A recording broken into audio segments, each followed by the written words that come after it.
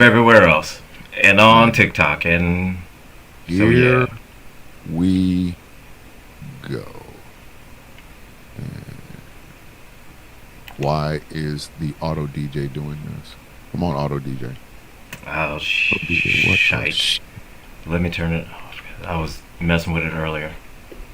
All right, this is. I was doing some stuff with it earlier, trying to get it to work right. You know, like it's in a bullshit. Like you want to stop it. Hey man. For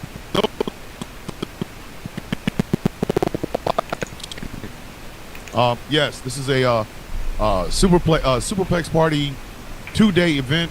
We're talking about the Vince McMahon doc.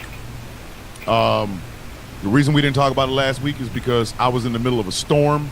So wherever you are watching this right now, do us all a favor. Get the likes up.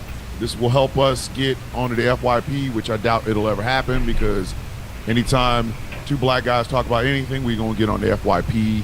Or, like YouTube, if you're over there watching on YouTube, give us a shout. You know what I mean? Let me try this radio thing. Ladies and gentlemen, boys and girls, children of all ages, this is a special event here. Superplex Party. We're doing a 2-day event. The only reason we're doing a 2-day event and not a 2-week straight event is because me, had a storm hit, and then Angry had a storm hit.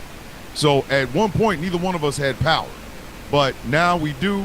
So we're going to talk about what we wanted to talk about last week, and that is the Vince McMahon documentary on Netflix. Oh man. So we're going to talk about episodes 1, 2, and 3. We're going to talk about 4, 5, and 6 tomorrow. So let's get started. Yeah. What I have gotten, and I'm pretty sure Angry feels the same way. What I have gotten so far from this documentary is somebody should have loved Vince McMahon a little bit more. Vince I don't know what else to say, man. I don't know. I would say Vince needed a hug or something.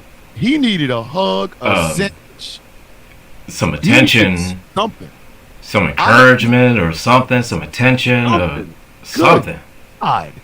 Because I have daddy issues and I ain't got them like that. But dog, to do all of the shit that he has done just to hear his dad say, "I'm proud of you," and then we don't even really know if he even said it, because with Vince, Vince, we know he loves a good story, he loves that good drama because he knows how to get an audience hooked.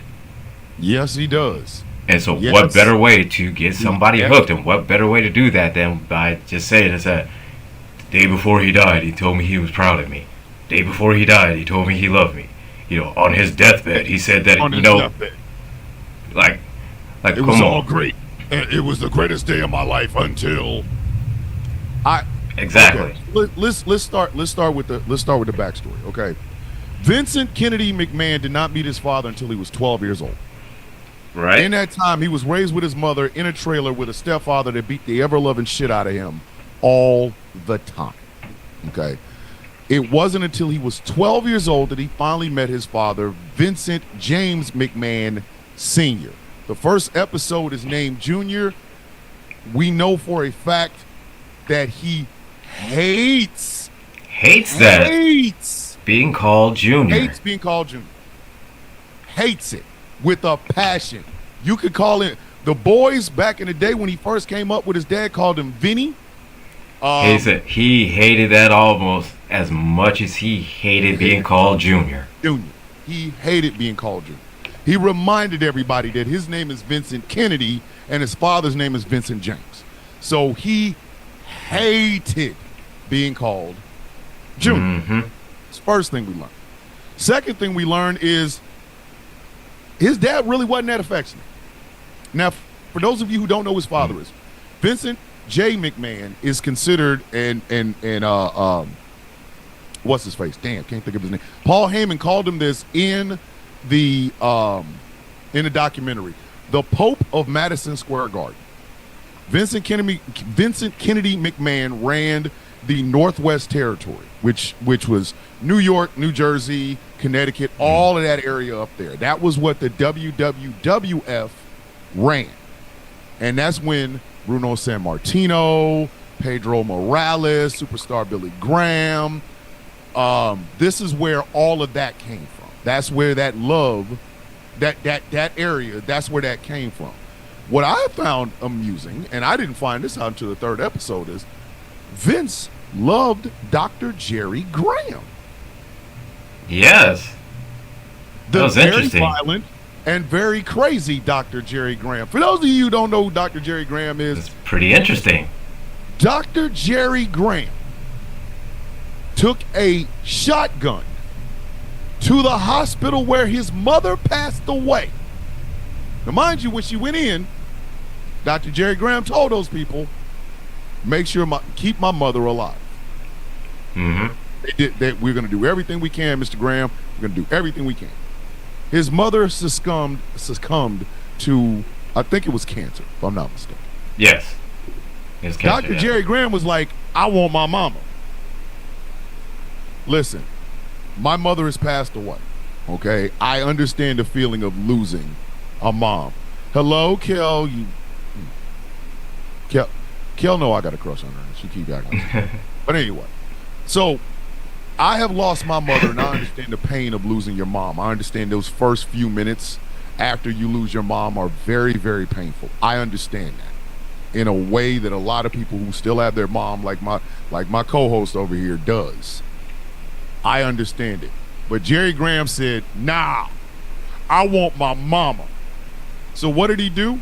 He showed up to the hospital with a shotgun. He took a shot at the doctors. He took a shot at nurses, and he tried to physically take his mother out of the hospital. If you do not believe me, go watch The Dark Side of the Ring on Dr. Jerry Graham. It's not to be, listen. It's a whoo, man. Look here. He was special. He was something. I don't know if special was the word, but he was definitely something.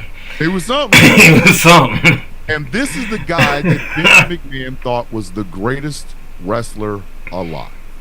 Dr. Jerry Graham took Vince McMahon out and drove in his red convertible. One of the stories that Vince talked about is Dr. Jerry Graham had a very peculiar way about those red lights. He took those red lights, the actual red lights, to tell you stop moving. You shouldn't be moving. Other people have the right of way, as a suggestion.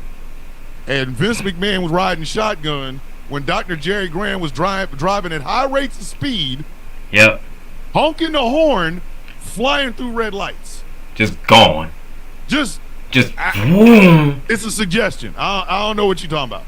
What you mean stop? I don't do stop. I do. That sounds like a suggestion to me. That's a suggestion. And Vince was like, really liked it. Yes. Just being able to blonde his hair. Just being able to go and drive and go as fast as you want it. So, pretty much. Like, hey, you better move. I'm driving. You better move. And that's the guy that Vince McMahon he pretty much was like Ludacris before Ludacris was Ludacris. Just move, bitch. Get out the way. Get out the way, bitch. You think? Get out the way. They was like, listen, y'all better move. I got the right of way. Move. Light's red. I said I got the right of way. So look, my foot on the gas. I got the right of way. So you better move, bitch. You better move, bitch. You better get your ass up out of here. That's the guy that Vince McMahon admired. Vince McMahon admired the swagger. If you look at Dr. Jerry Graham's strut in this documentary, you will see where Vince McMahon got that stupid ass strut that he had in the 90s during the Attitude Era. It came from Dr. Jerry Graham. The swagger, that power walk that he did, that with the arms going to the side, like almost like a George Jefferson mix with it. Yeah. What would happen if George Jefferson and Archie Bunker was one human being? That's what it was. You get Vinnie Mac. Vinnie Mac. Vinnie Mac Jr.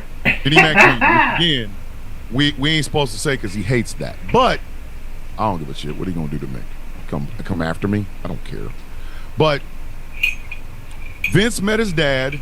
His dad was not really the most affectionate human being, which goes to show you, ladies and gentlemen, and all of you wrestling fans, y'all need to just be honest with yourself. All of the stuff that you loved about WWE came from a man with daddy issues. Yep. All of it. All of it. A lot of men can relate to this. Oh. I'm one of those men that can relate to this. Oh, 100%. Like daddy issues. The man has daddy issues. The man has daddy issues. It's a tragic thing, but the man got daddy issues. You know what I mean? So it's sad that I have to say it, but a lot of the stuff that is going on in the wrestling community today, a lot of the stuff that Vince McMahon brought into the world came from the fact that his father was not really very affectionate to him. It just wasn't. So Vincent J. McMahon was part of the conglomerate that made up the NWA. It was territory bosses. It was guys who had their own territories, and they would get together. They'd pick who would be the NWA world champion and stuff like that. Well, a dispute happened, and Vincent J. McMahon left the conglomerate of the NWA, and he came up with his own WWF. Bruno Sammartino was his champion, and you ain't beating Bruno. For all you racist Confederates, Bruno Sammartino held the WWF longer than the Confederacy. So argue with your mom and argue. I mean, he held it for like almost 10 years. Almost 10 years he held that title. It was damn near in the neighborhood. And Vince wanted to get in the wrestling business. His father didn't want to. So what did he do? He sent him to Bangor, Maine. Maine. Like Terrence Howard, Maine. Said Bangor, Maine. Bangor, Maine. So sitting in up, Bangor, Maine. Bangor, Maine. Gone to Bangor, Maine. Vince said, went up which there, which would probably be the equivalent of being like, sent off to Antarctica. Pretty much, it's Siberia. You know what I mean? Vince went up there to be an announcer, and he sucked. But he was excited. He was excited, so yeah, it would get you drawn in, but ass, yeah, he sucked ass. Don't get me wrong, he was horrible at it, but he was exciting at being horrible. So I guess it's a. But it's like, I forgot who it was that said it. It said but he said it better. It said Vince was good at pushing stories, but not good at calling matches. No, but to push a story, that the babyface here, he's coming back, he's trying to push forward, he's doing this and blah blah blah blah blah, and then here's the heel, and he's stopping him at every turn, and he's just a real, in the words of probably Jim Cornette, he is just a ne'er-do-well. Mm-hmm. Just quite the cad. The cad. I like those old words. I'm gonna start using them. I'm just a rogue. We don't say that enough. We don't say that. I think we should bring back those old phrases. Thomas the Villain Bishop is a cad. And his partner, the angry IT nerd, is just a rogue. You roguish. You rake. That's my favorite. You rakish human being. You're so rakish. You're a rogue, a rakish rogue. We need to bring them words back. You rakish rogue. Listen, I'm I love myself, it. Yes, I'm calling myself a rakish cad. That's what I'm gonna do. SZ, the documentary so far is really, really good, but we ain't even got to the juicy parts yet. We ain't even got to the juicy parts. So Vince didn't like wrestling. I know that sounds crazy. I know that sounds, kind of a little bit of, your father's in the wrestling business. So He was in a conglomerate of the wrestling business. They were doing wrestling with wrestling rings and, a wrestling arena. Just People wrestling. paid money to see wrestling. Vince didn't like wrestling. Vince didn't like wrestling. He always wanted to be a showman, an entertainer. He did not want to be the guy doing wrestling. Isn't that odd? It's like, I'm a soldier, but I don't like the army. What? How? And it's like, why? Army should be more sports entertainment. What? Huh? Your father's in the wrestling business. It's like, okay? The people that he does business with, they're all in the wrestling business. Everything that you're wanting to get into, it's the wrestling business. It's the wrestling business. It's not. It's the wrestling. People are getting money to watch wrestling while they're wrestling. But here's Vince McMahon, almost like the Vince Russo. Then is like, bro, nobody wants to see the wrestling. It's like, it's wrestling. How do you not like the business your father's in, which is wrestling? But come on, man. But yeah, he didn't like wrestling. Driver, you don't like tires. You know what I mean? Like, Dad, why do you have to use tires? But son, it's called a racetrack. We race on the track with cars that have tires.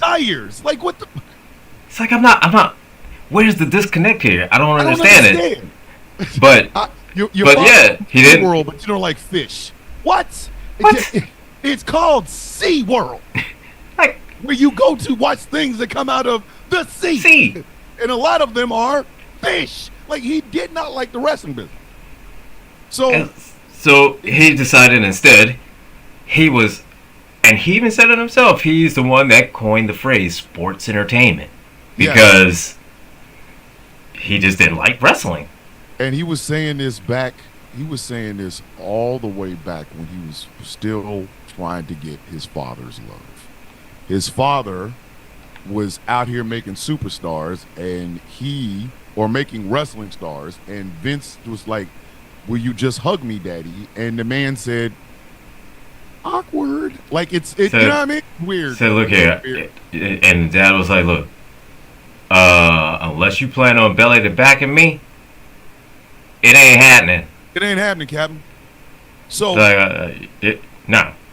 Now, this was the shocking thing that I found out. Vincent James McMahon knew his ass was not long for this world. He realized, hey, it might be time to shuffle off this mortal coil. I did not know that Gorilla Monsoon was the guy that was supposed to be taking one next in line. Yeah, I didn't know that either. The guy, everybody remembers Gorilla Monsoon being with Bobby Heenan. Right. One of the best commentary teams ever. Hands down. Like Jim Ross and Jerry Lawler, they're good. Trying to run. What's going on, Jay Thomas? I see you. Like, they're giving them a run for their money. Mm-hmm. But hey, Pamela, I see you over there. But I didn't realize Gorilla Monsoon had money invested in the WWF. Yeah. And Vince J. McMahon was going to let him take over. Yeah. He was going to let him take over. So Vince goes to his dad and says, hey, why don't you let me buy it? And his dad was like, no. Right. He's like, nah. No. And so Vince, not being determined, he was not going to take no for an answer. He came up with a deal that was like, look, I'll tell you what. I'll give you money. I'll give you X amount now, and we'll work out a payment plan. And if I miss any one of these dates, any one of them, you keep the money, and everything goes back the way it is. Wait a minute. We have to tell them where the money came from. The money came from WWF money. It was their money. I know. Vince was selling it. I know. Vince pretty much was like this. Hey, look, He pretty much like did the equivalent of going into a retail store, grabbing something off the shelf, taking it up to the customer service desk, and saying, "Hey, I need to return this," and they give him his money back. And then he uses that. And then he uses that same money to go get the item that he returned. You know what I mean? His father, like a. Played him like a I'll god. come up with the money. It'll be your money, Dad. You just won't know it. What kind of shit? How you gonna pay your money? You paid your daddy with his own money. You raggedy son of a bitch. And the thing is, what made it so crazy is that he knew when he made that deal, he's like, I'll make these payments and I'll make it on time. He knew he was always going to make it on time. He knew it. He knew he was always going to make it on time. With his own profits. Yeah. And when Stephanie said that, I had to rewind it just to make sure I heard that right. Like, wait. So your father goes up to his father and promises that he's going to make the payments on time. And if he misses one, the dad can take the company back. And then your father uses your grandfather's profits from the wrestling company he's still running to pay him to buy the company he's working for. Bruh, yeah. That's a cold human being. You have to have a block of ice where your art is to say some shit like, and your father's sick. We're not talking about a regular. Well, not only that, here's the thing though, and screwed Gorilla Monsoon. Screwed him over horribly. Gorilla's sitting there going, "Hey, Vince Senior, what the? Are you for real? Do you not see what your son is doing, dog?" And the thing is that Vince Senior made that deal because thinking is that ain't no way he gonna make these things on time. Ain't no fucking way he will ever make a payment on time. None. Meanwhile, the house, the house for the wrestling show is just going through the roof. It's just off the chains, and they're making so much money. Here comes Vince. Go, "Hey, Dad, got your payment." Of course he got his payment. It's your daddy's money. Of course he got the payment. Of course he got the payment. What are you talking about? Hey, son. This money. Why is this money in bands that say property of WWF? I don't know, Dad. That's how the bank gave it. So what? Well, see, it's because it came from me. That's why it has property of WWF. It's from me. It came from me. It was that. It came from me. I promise. It's not. It came from me, bruh. You don't get. Right. You understand how much of an asshole you have to be to do some shit like that? You had to be a straight. You have to wake up in the morning having sex with Sub-Zero to make that mix. You are a cold human being. Bro, you are beyond cold. God. Oh my goodness. Bro has a bone to pick with us. I don't. DT. I didn't do it. It was him. I ain't do it. No. Don't blame me. It was Thomas. He was one that was out of power. Nothing to do with that. Thomas was out of power. That was his fault because he ain't had no power. Thank you. It was my. It was his fault because he ain't had power. So by hook or by extreme crook, Vince buys the company. Gorilla Monsoon is pissed. You know he's pissed. You know he had to been pissed. Oh, you know that he know he was heated. It's the real thing. Yeah, no, you know, they bought the shit. Like, and nobody. Now, mind you, nobody knew Vince Jr. bought the company. He was still an announcer, so nobody knew who. He's got the same name. Yeah, he got the place. Huh. The only thing you should be talking about is Bad Blood, Hell in a Cell.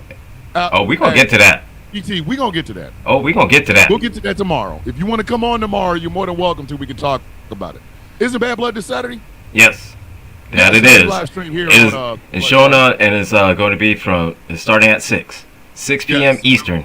Yeah, we will be live. So we're gonna be live streaming that. So Vince buys it. You damn right I'll be there. Yes, we gonna talk. All right, about DT. tomorrow, man. I promise, because we gotta get through this, because this is just. Because I mean, not only that, we also got to talk about Jey Uso, and we also got to talk about all the We might and CW. 3-hour show. We might do a 3. Well, if we do a 3-hour show, it's gonna be early. So who knows? We might do 2 hours on the radio and an hour live stream for the special, Bad Blood predictions and stuff like that. Right. Yeah. But let me tell you something. So Vince buys the company, and Vince instantly, the first thing this man says is, "Hey yo, I'm excited, Dad." Go ahead and talk. I gotta take this phone call. Go ahead. So first thing he was like, "So what we're gonna do? We're gonna hold off on the wrestling, just for a minute." Hello. And Vince started doing a lot of changes, and so. It is hilarious. It's hilarious, all the changes that he made and everything was going on. And everybody, all the wrestlers was crazy. They were all just like, man, this is not going to work. This ain't going to work at all.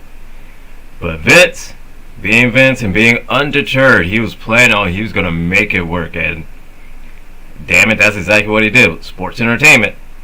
With this whole sports entertainment, he made that shit work.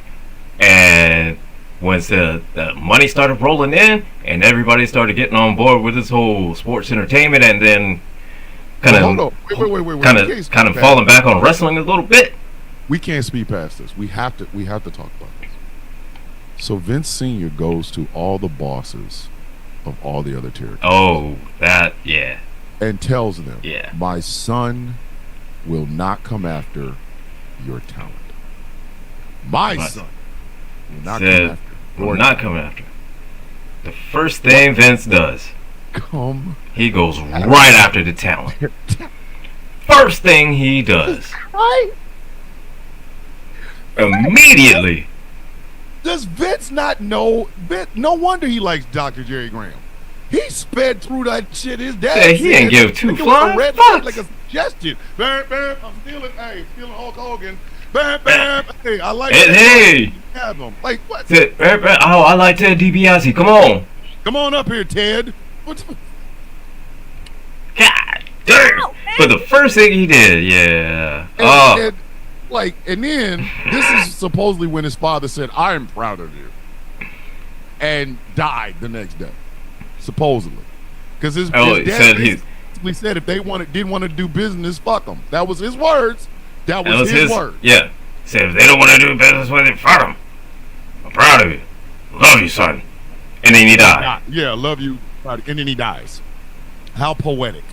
I'm proud of you. 22 hours before my ass croaks. Good job, Dad. Love you so much. And so that's one of the things I think that's a little bit kind of. It's a bullshit ass story. Yeah. That's a bullshit story. I don't care.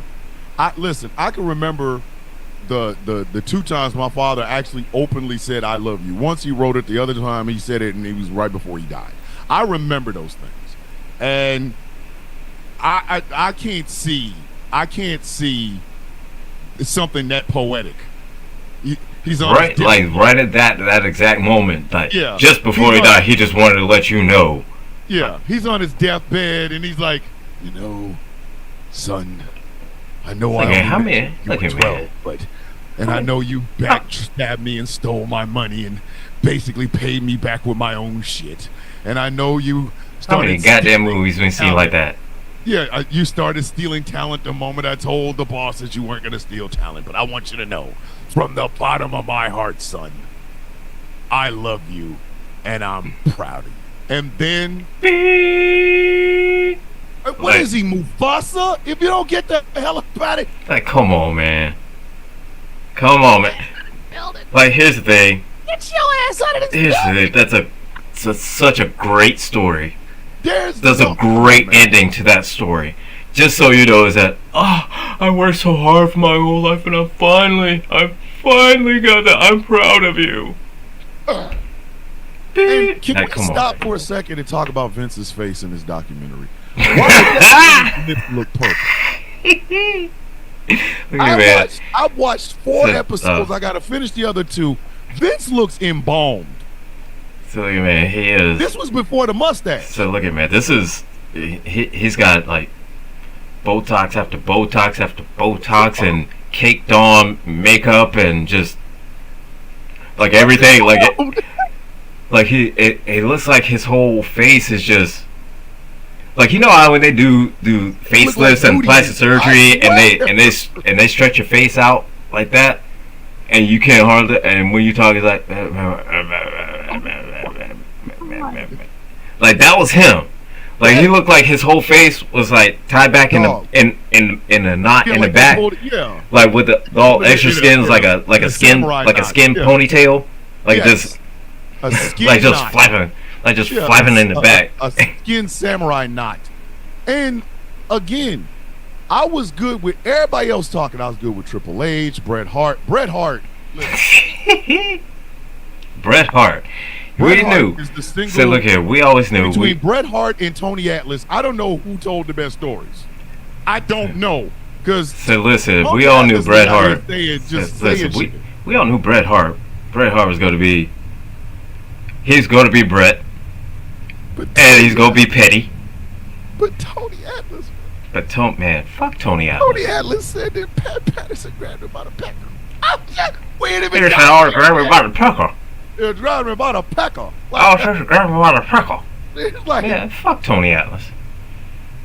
Tony. You what? Yeah, by my pecker.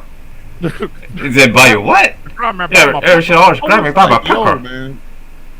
Listen, there's somebody on TikTok that knows Tony Atlas very well. Shout out to Glam Bam Bigelow, and she knows exactly why she knows Tony Atlas very well. I didn't believe her until she showed the picture, and then I was like, okay, that's the wildest shit I ever seen, man. Yeah. Like I didn't know Tony got down like that, but that's neither here nor there. Yeah. So fuck Tony Atlas. Anyways. So I was cool with everybody else talking. But every time Vince got on there, I was like, yo, man, what is going on with his lips? That's that goddamn surgery and shit he had. Were you blowing Barney? Why is your mouth like that? What is wrong with you? He got lips bigger than mine. And mine, I came into the world with. This some bitch got lips twice the size of mine. What are you doing? Like, come on, Vince. Come on, man. God. Like he gave Grimace that good. Gave Grimace the hawk to him.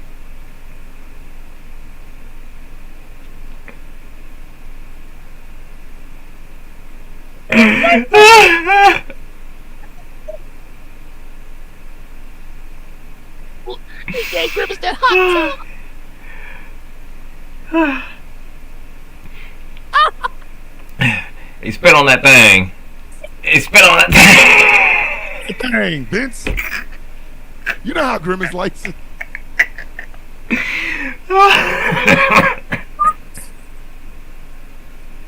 No grown white man should have a lips like that. Like, bruh, what is going on? No. Like, did you get up and decide to be Cruella de Purple? Why is your mouth like that, man? But I just had to say that. I had to say that. And this was before the mustache. So I want you to understand. It got worse.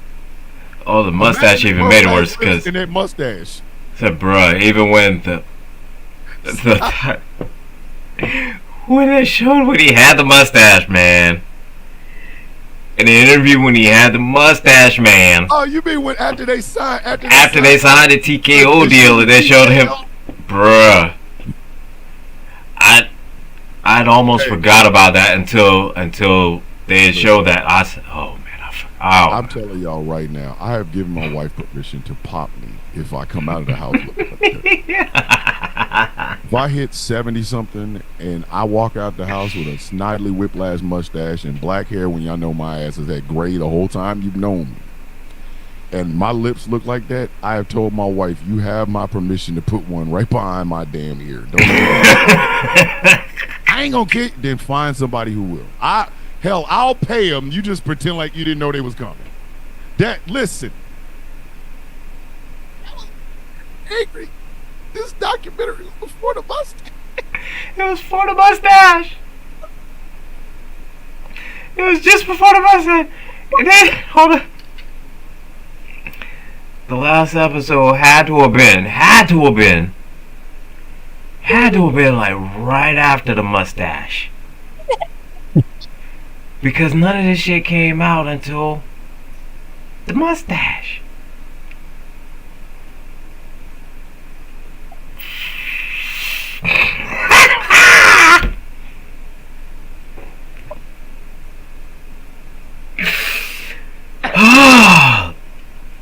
Oh my god. Hey, Vince. Oh, I'm asking, Vince. Why? Vince, bro, Vince. All Come right, on. so, Bob Backlund was Vince Sr.'s champion. He was the guy because Bruno said enough is enough. I don't want to do this no more. He was. Listen, you have an hour-long match with Pedro Morales and then have another hour and 45-minute or a 45-minute match with superstar Billy Graham and see how you feel. Bro, I'm getting the hell up out of here. Right? So, Bob Backlund. The Roman Reigns of the day. Oh, my goodness. He was Roman Reigns, but he didn't have half the damn charisma. Right? He got Roman Reigns as Leaki in FCW charisma. Bob Backlund, though, you said, oh, he's dry. He's so dry, but look here. With that motherfucker got in the ring and that bell, shit. He could tie. Don't get me wrong. Oh, he tie your ass up here, wrestle. Here, I'll wrestle every goddamn day of the week. Listen, Bob Backlund will put your ass in some shit that Bryan Danielson can't get you out of. But Lord, that man dear God, Rob Baloney sandwiched. But I will say the funniest was when he came back under WWF at the time under Vince Jr. And he went off on the crazy old man gimmick. Oh my goodness! Oh my God, that was hilarious. I love that gimmick. I love that damn gimmick. That gimmick was absolutely freaking hilarious. I love that gimmick.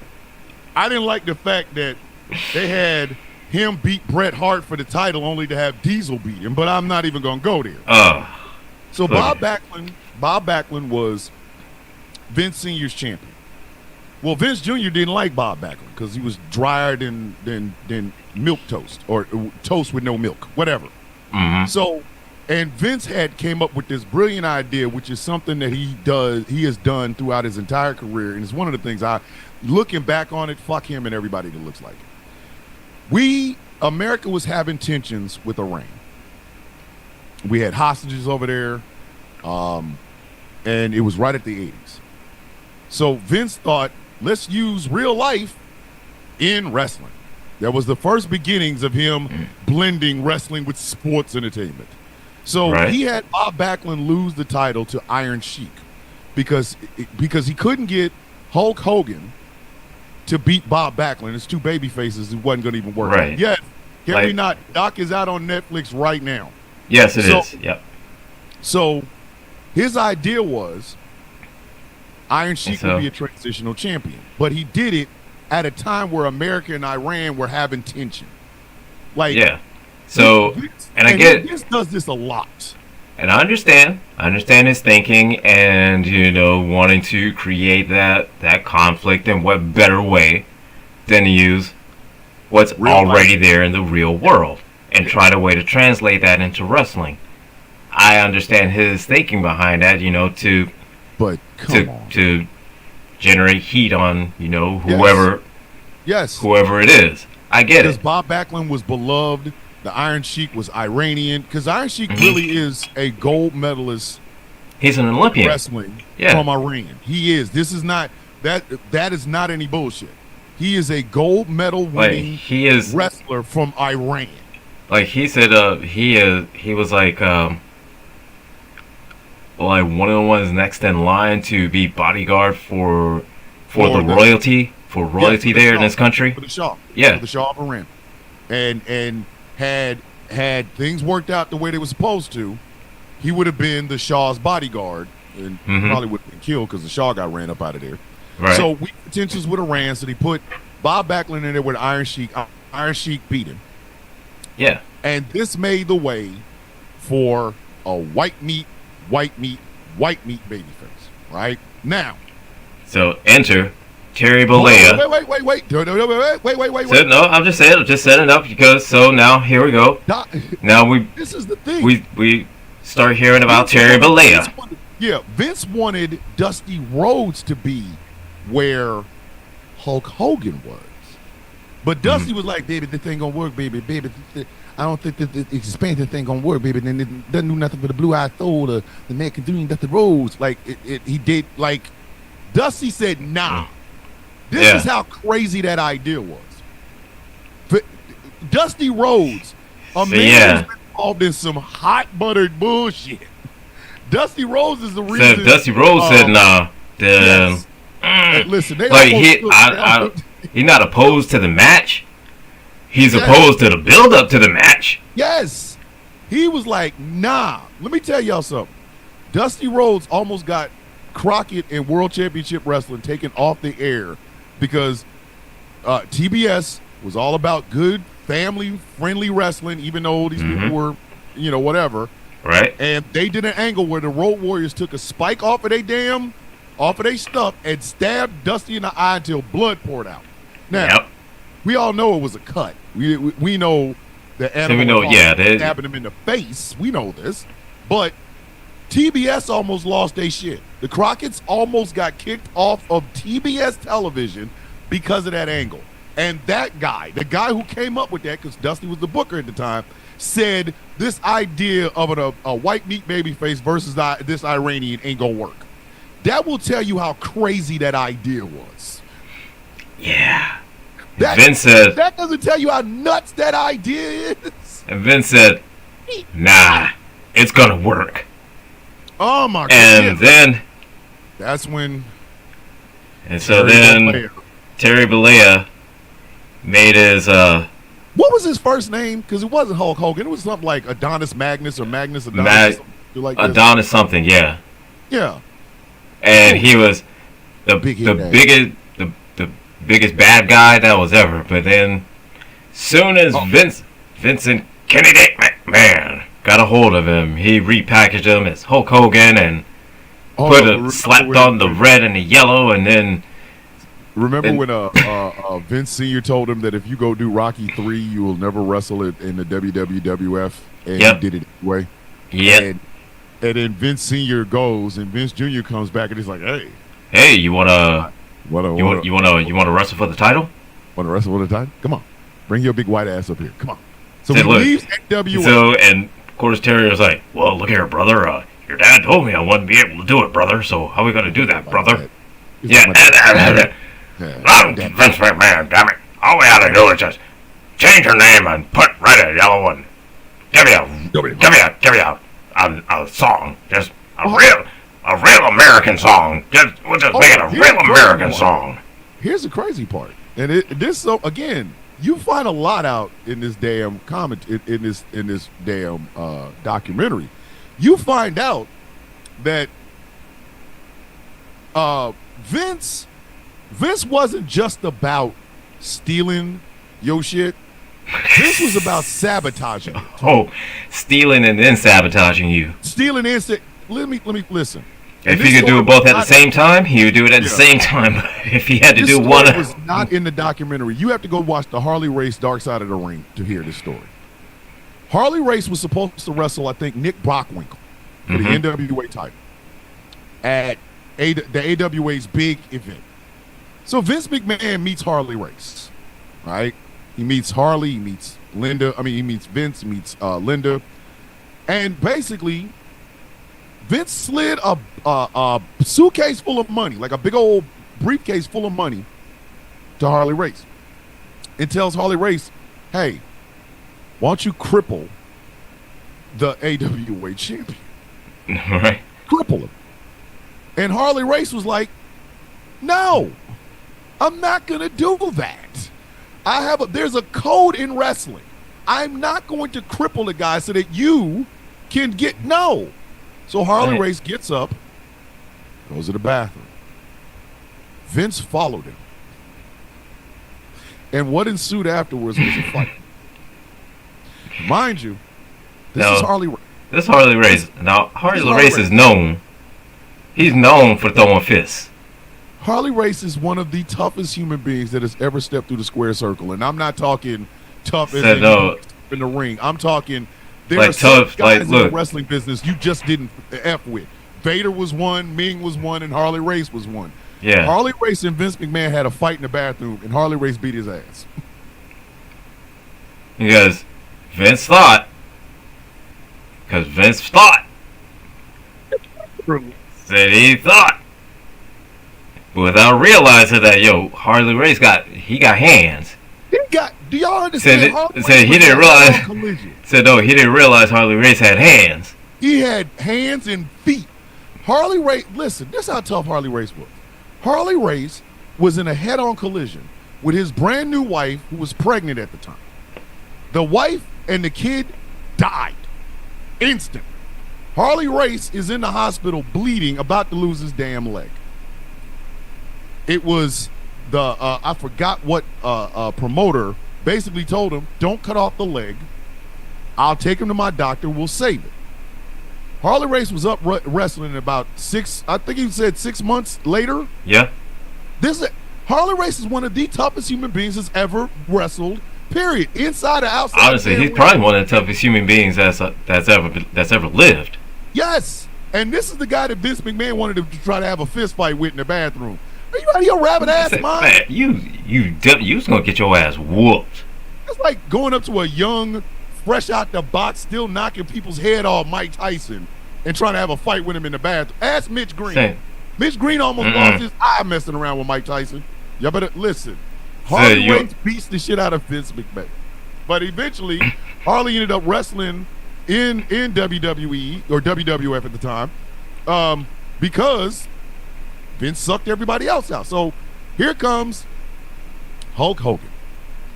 The red and yellow, Hulk rules, Hulkamania, running, whatever. Right? He beats the Iron Sheik with that bullshit patented, apparently the greatest move. With the dumbass lifting his fucking foot up. How you lift your goddamn foot, and not even a kick, not even an actual kick. Your whole goddamn shit is all predicated on somebody running a dumbass into your fucking foot. What in the goddamn shit is that? What if they just ducked? What if they said, I don't give a shit about this boot, I'm ducking, I ain't gotta get hit by the boot. Fuck? Because if you get hit by the boot, naturally you're in position for the leg drop, right? And here's the thing, and he had to lift his arms up and everything just to. Oh my god! Here's the thing. After several years of doing it, the Stone Cold Stunner does not look as devastating as it did when Steve Austin hit it on Jake the Snake Roberts. That first stunner on Jake the Snake Roberts looked disgusting. He grabbed his head like, come here. That looked nasty, but over time, over the years, the stunner doesn't look like that. The leg drop has never looked devastating. Never has. There's never been a point where that leg drop has looked like, oh shit, it's the RKO of 1980. It's not been one point that's been like anybody that's like, oh shit, I know that hurt. Yo, man, he dropped that leg from the same place he always dropped it from. It has never looked like, yo, this thing could kill you. It has never looked like that.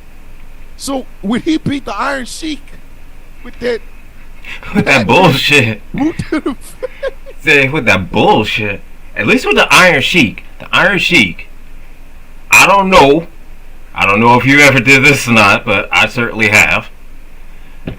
We had some motherfuckers that, me and a few other, we tried that shit at home. I can tell you this, the camel clutch hurts like a motherfucker. Yes. Oh, that goddamn camel clutch hurts. I know this. I know this because I did it to somebody. I never want that shit done to me. No. I don't, and I've never liked any variation on that bitch. Never. I don't. Listen. The camel that shit clutch, hurts. the damn Steiner recline. That shit looks hurts. painful. Oh my god, it fucking hurts. I tell you that, I know it hurts. I'm trying to figure out, has anybody ever just had a leg drop on somebody and then just been like, okay, I can't even get up now? Because everybody loves the RKO now.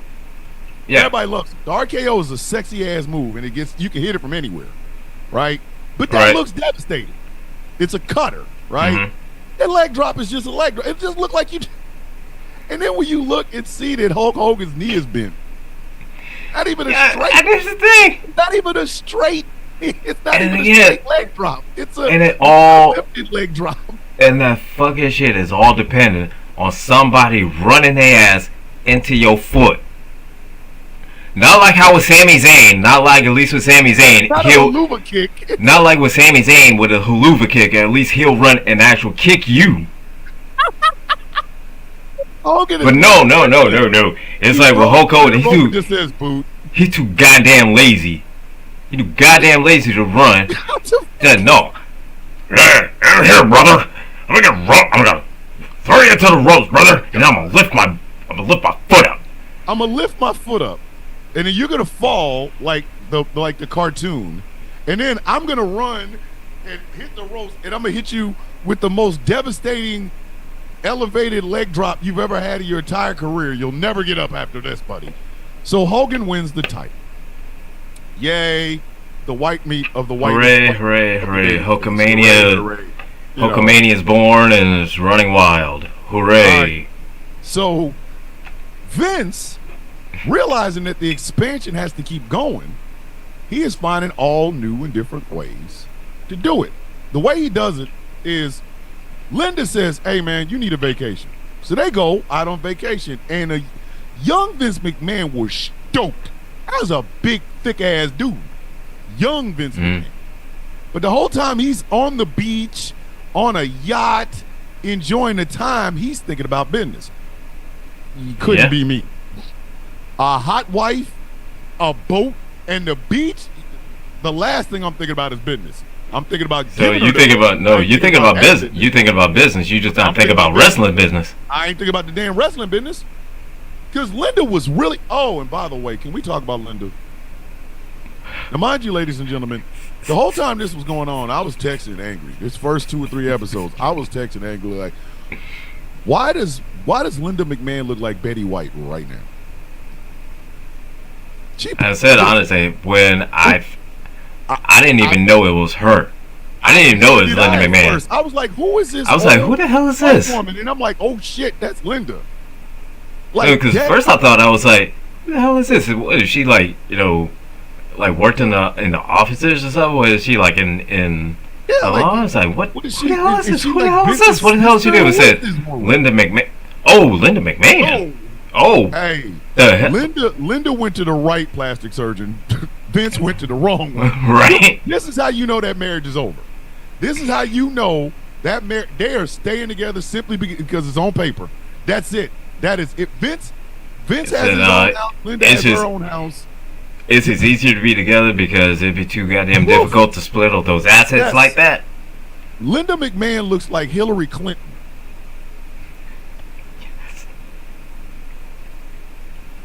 Yeah. She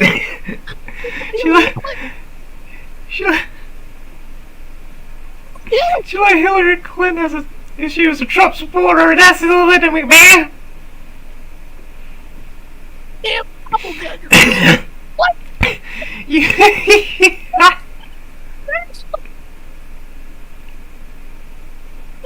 I swear she looked like Hillary Clinton. I'm not making. I swear. Look at the documentary and tell me if she doesn't look like a plumper Hillary Clinton. I'm not playing, man. She looks like she Hillary. Does for real. Like she does. Oh my God. Vince comes up with this idea: a Super Bowl of wrestling. Which calls it WrestleMania. WrestleMania. Okay, now, good idea. So okay, all right. So far, good idea. Now all right. We find out that wasn't Vince's idea because Jim Cornette has even said it. That was Pat Patterson's idea. But Vince took credit for it. He's Vince. Because it's Vince. But that's not the pull.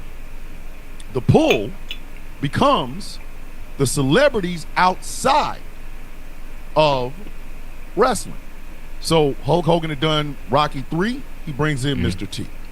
Wendy Richter, Captain Lou Albano appears in a Cyndi Lauper video as her dad. The most famous Cyndi Lauper, one of the most famous Cyndi Lauper videos and songs of all time. Girls Just Want to Have Fun. So that starts the rock and wrestling connection. And she's like, Cyndi Lauper's like, hey, we'll pick, Wendy Richter. Cyndi Lauper's like, I'll accompany her to the ring. Yeah. And Hulk Hogan is going to have a wrestling match against Roddy Piper and Paul Orndorff, and his partner's going to be Mr. T.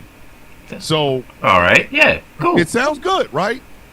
But then the effery starts happening. Shimmy. Oh.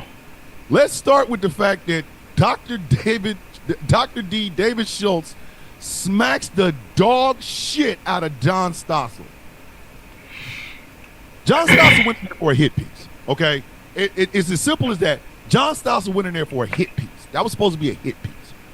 And he was like, I don't think wrestling's real. Is you guys going to use the razor tonight? And people was like, hey, yo. Those guys are... It's like, hey, wrestle. Yeah. And now, then... tell the story, because for years... David Schultz said that Vince McMahon told him to go smack fire out of John Stossel.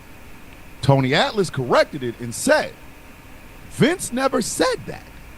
What Vince did say was this: I wish somebody would do something about that guy. And that's when Dr. David Schultz did something. Which resulted in one of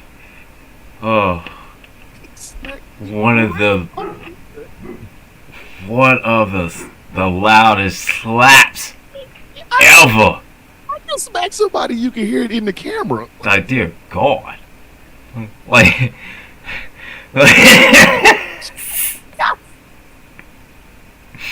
that was a smack that you just can't. He unfurled his ass. So he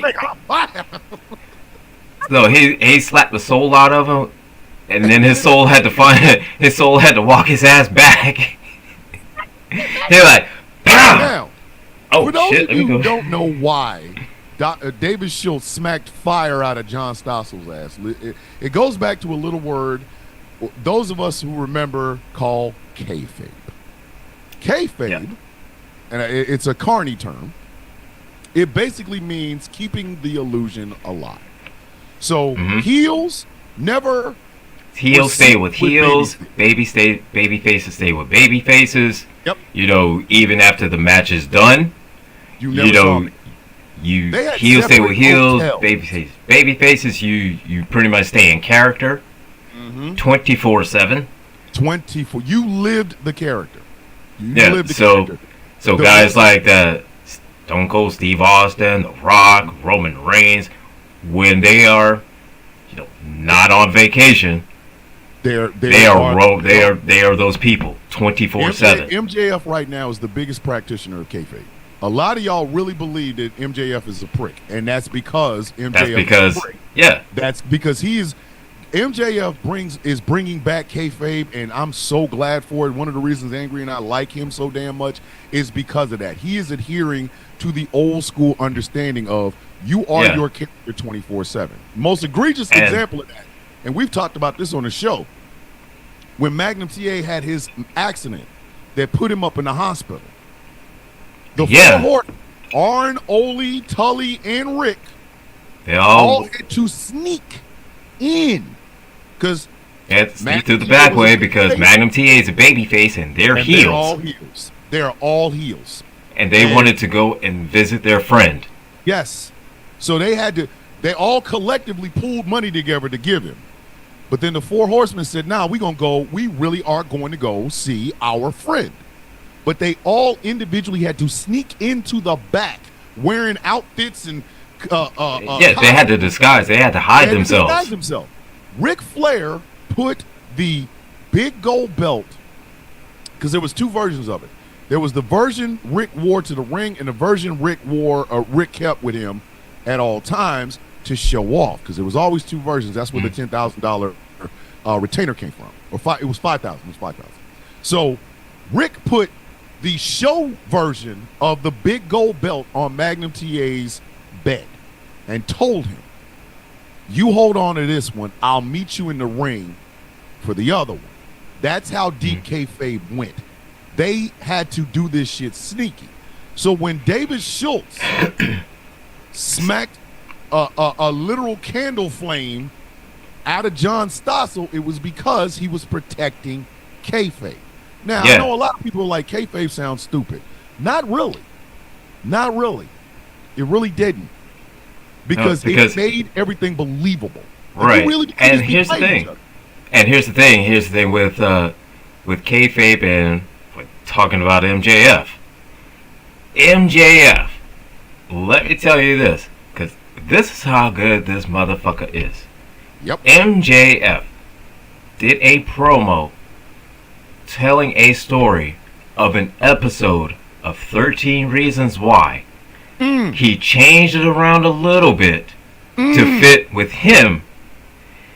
It was so believable that people called up to Long Island Police Department and they had to do an investigation because of that. Because he told a story that was so good, but just related himself with it, and it was an episode of 13 Reasons Why. And that's the craziest thing about it is a lot of people who watch wrestling today, they like the fact that they can talk to their favorite wrestler on social media. I've told y'all, I have several wrestlers that follow me on TikTok, and I am grateful for them. I'm never going to say anything otherwise. Thank you so much.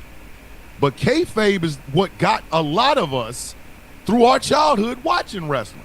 We really did believe that Nikita Koloff hated Magnum TA or Nikita Koloff hated Dusty Rhodes. We believed it. We believed, and it kept it kept everything exciting and fresh. We believed the Rock and Roll Express and the Midnight Express hated each other. The Midnight Express and the Fantastics hated each other, because you would see them have blood feuds, wars in the ring. Now imagine if we had known, oh well, you know, they're gonna go back out because they're cousins. They're cousins. They're just, if we'd have known that as kids, we'd have, come on, man, wrestling would have died. Right? Wrestling would have died a slow, painful ass death. We'd have known that shit. Yeah. But that's just like here's the thing. Here's the thing. We, during those times, like back then, there could have been wrestlers that were related and they were cousins, and if they were in a feud or something like that, then the easiest way, and any way that if anybody knew that they were related, oh well, this was some kind of rivalry they've had since childhood, because they've known each other for that long. Yep.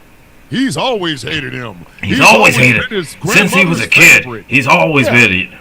They would have found a way to make that money. They would have found a way to still make money off of that rivalry. They still would have done it. They would have found a way to do it, which is perfect.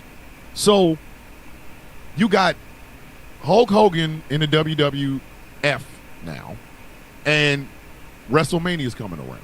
And like I said, this is when the F-ery starts happening. So David Schultz smacking the shit out of Don Stossel. You have Hulk Hogan. What he did to Richard Belzer should be illegal. Hulk Hogan was an asshole. He didn't have to drop that man like that. He didn't. No. I said this when I saw it the first time. That was unnecessary. That was really, okay, you choke him out. Well, then stand him up. You're 6 foot, whatever the hell you are, 300 something up, pick the man up. He just said, boom, boom. And Belzer, listen, it's like your Belzer suing. That man, right? When he woke up, he said, "We'll be right back. I'm suing everybody." He's suing I'm suing you. I'm suing you. I'm suing you. Everybody. And they settled out of court, which as well they should. It's on his own damn show. How you knock a man out on his own show, dog? Right? Who does that? What kind of shit is that? I remember. And then Hulk Hogan's over there. Oh well, It happens. Guess who just... I only did it because Mr. T told me to. You big idiot. Hold on. Do you remember? You might not, but I'm pretty sure you do. We Are the World had been sung. Like they had done the We Are the World Michael Jackson line on Richie, right? Yeah. Prince was not there. Turns out, number one, it wasn't because of Michael. It was because the song sucked. Prince was like, I ain't singing this shit. Let me know when y'all want me to write something different. Blah, blah, blah.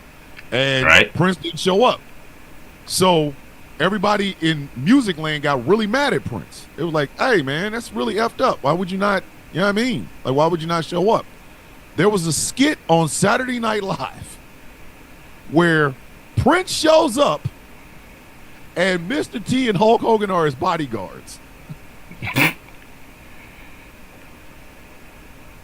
And there's a line in there because Mr. T and Hulk Hogan are beating the shit out of people. And there's a line that Prince sings that says, I am the world. I am the children. I am the one that makes the brighter day. You want to make something of it? I will never. I was a kid, remember that. I was like, because I'm a huge Prince fan. I am a huge Prince fan.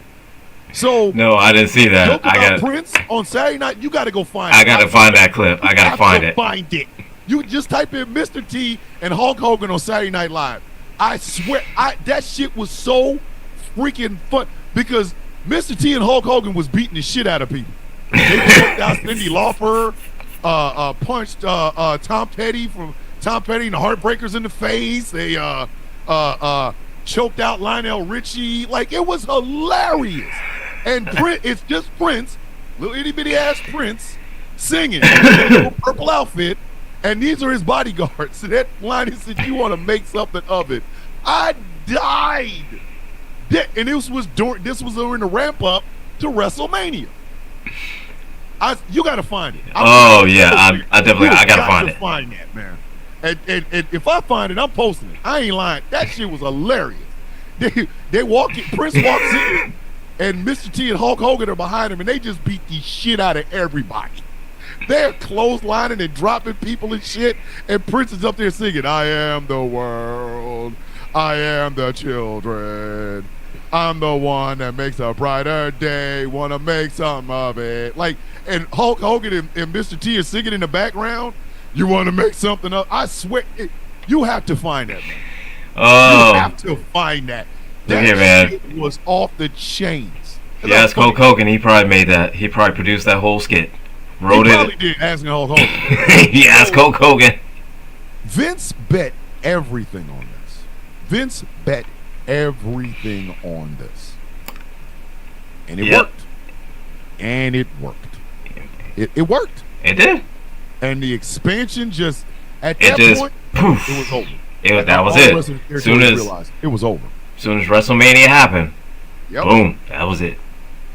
But while this was going on, some of Vince's more troubling damn attitudes and actions were happening. All right, so we got to start with the first female referee in WWE. Vince denied having or essaying this woman for years. Mm-hmm. He goes on this damn documentary and says the most asinine, comically effed up shit I have ever heard in my entire adult life. Okay, let me start with the fact that he denied, flat out denied, having sexual relations with this woman. Right. 5 minutes later, a few moments later, he says it was. He was said, I didn't do it, but if I did, it was consensual. Yeah. What the fuck? The fuck? What? What kind of fuckery did? What the? He said that shit in front of a camera and a microphone. You contradicted yourself, you knucklehead son of a bitch. He said that out loud, angry. I had to pause and leave the room. I'm like, this motherfucker. Yeah, I remember that. Got up and moved. My first thing I said, I had to I rewound it because wait, hold it. Did this motherfucker just say what I thought he just said? What? Did you? hold up. And then I rewound it back again. I didn't do anything, but if I did, if it was consensual. This motherfucker, he did not just say that. That shit just came out of his mouth. Did that just come? He just literally he denied it happened, and then a few minutes later, he says, "If something happened, it was consensual." Look, I don't know how consensual is. Like, why don't you get on your knees or you're going to be fired? Listen.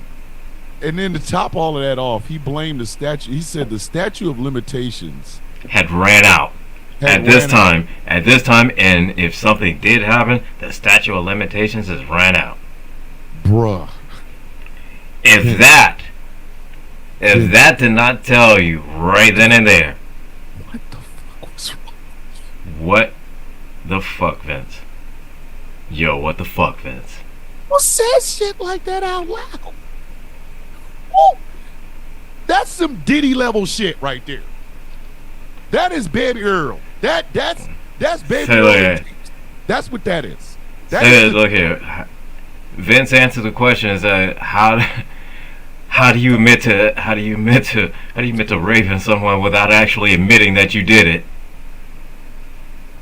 I'm talking about the statute of limitations. I'm talking about the statute of limitations has expired. If something happens, and if something did, it was consensual. Man, you better get your. What the? Who? Why? Who? Why? And then to top all this off, finally settled that. It's Diddy McMahon. Oh my God. Okay. It's a Dave. Dave, go to the corner. Dave, flag on the play, Dave. Illegal use of Baby Earl. Just go in the corner. Just go in the corner, Dave. Illegal use of Baby Earl. Illegal use of Baby Earl. Just 15 yards. 15 yards. 3 dildos. Vince said that out loud. But again, a lot of the lines that Vince says in this documentary do not age well. Like that, I regret nothing shit. I don't regret anything I did. I regret nothing. Vince. Vince, what? And we'll see, here's the thing.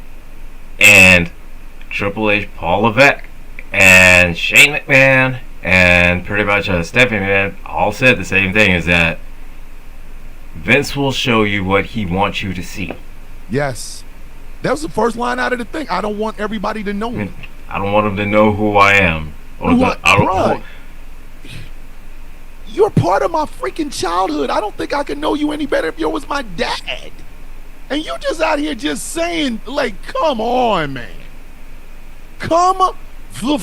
What? Bruh. Man. You got to. He said that out loud in front of a microphone. But we keep pushing on. Vince is stupid. Again, the fucking is starting to come afoot.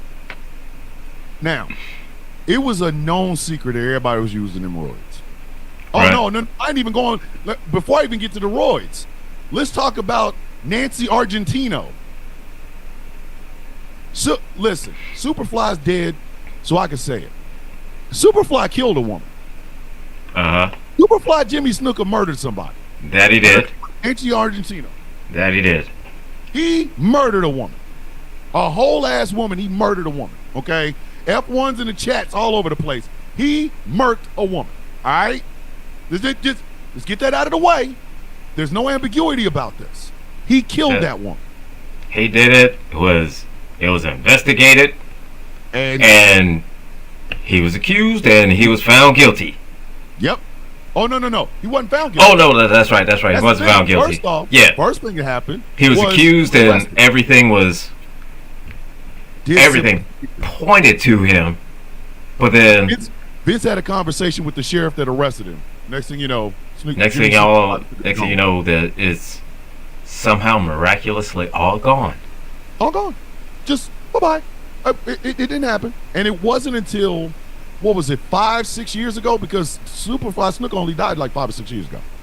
Yeah. So Jimmy Snuka had skated on this for years.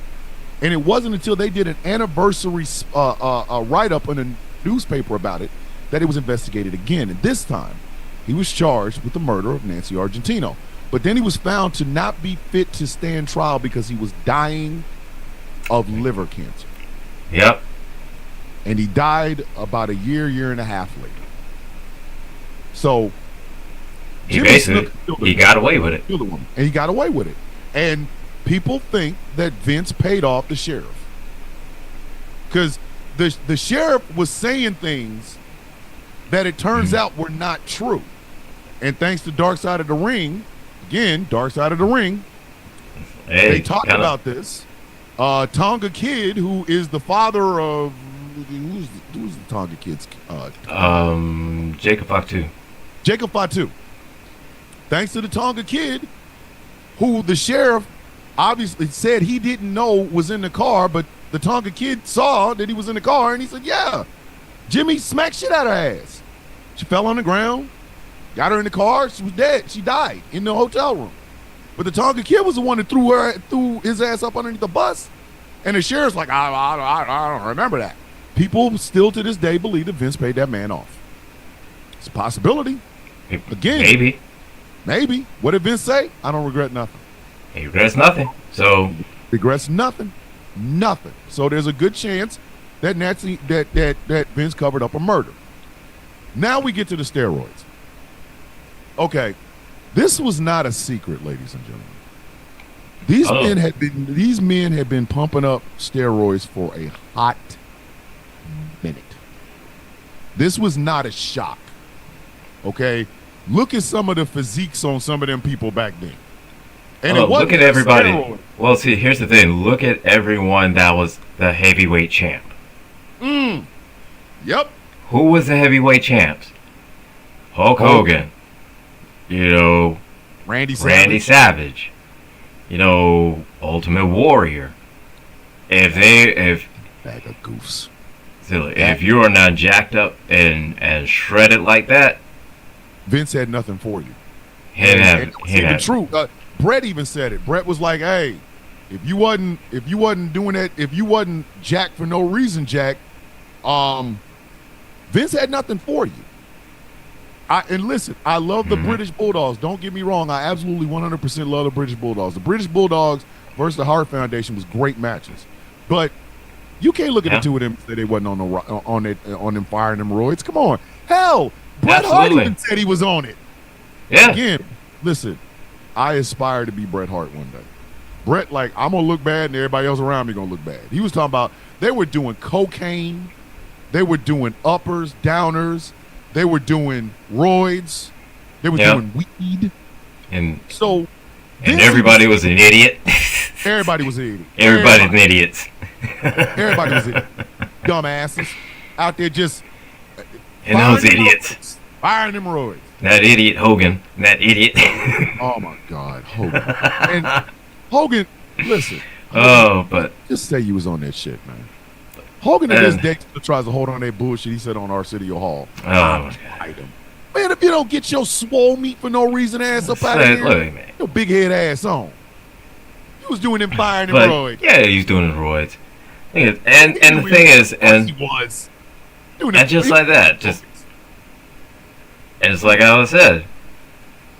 Look at who was heavyweight champ. Look at who the ones that Vince favored. Yep. You know, even Tony Atlas even snitched on himself. He's like, they didn't have to tell me to do them roids. I was already doing them. I'm like, yo, Tony. Fuck Tony Atlas. Tony. Fuck Tony Atlas. He's snitching on his damn self too. Listen, there's a lot of old school wrestlers that will snitch on themselves. They don't give a shit. At this point now, they don't give a shit because they was like, come on, man. They was out here telling on their damn self. Vince didn't have to tell me to do them roids. I was already on them. Like, yo, Vince, the fuck up, man? Say, hey, yo, what the fuck? And that's when we meet Dr. George Sahori. Dr. George Zahorian. Oh, the doctor. Yes. How do you let a dude who looks like that get you hooked up with them roids? Dr. Zahorian looks like he's anti-roids.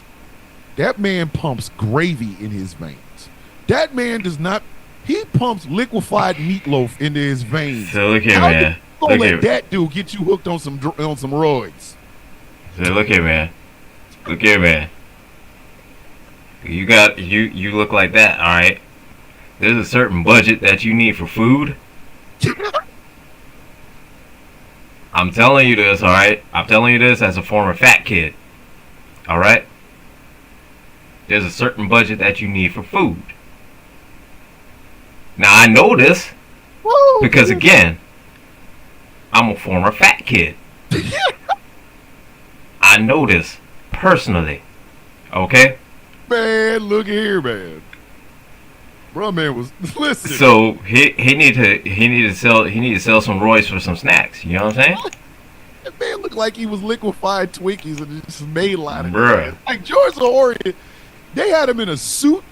Why did he look like he ate the penguin? Like that double-breasted suit they had him in with no neck and the shirt. Like, why was his shirt collar in his ears?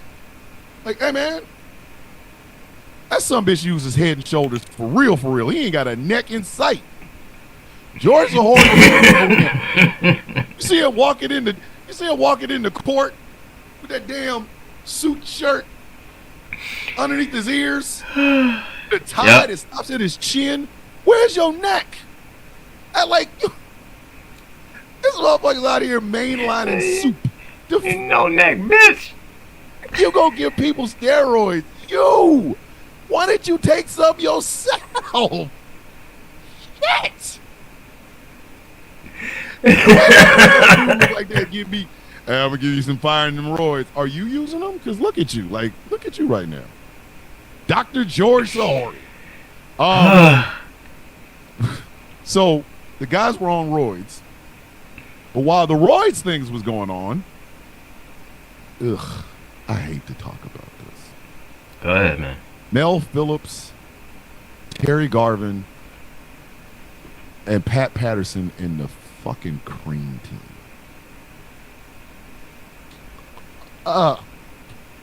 Yep. Yep. Mel Phillips was a foot fetish guy. He liked young people's feet. That is the weirdest thing to like on a human being. That he should have been arrested just by telling people that shit. I like feet. You gotta go, man. Like you. So no, you need to be registered. You gotta be registered. You gotta get the fuck out of here. You can't be up here. Like, and they call themselves the cream team.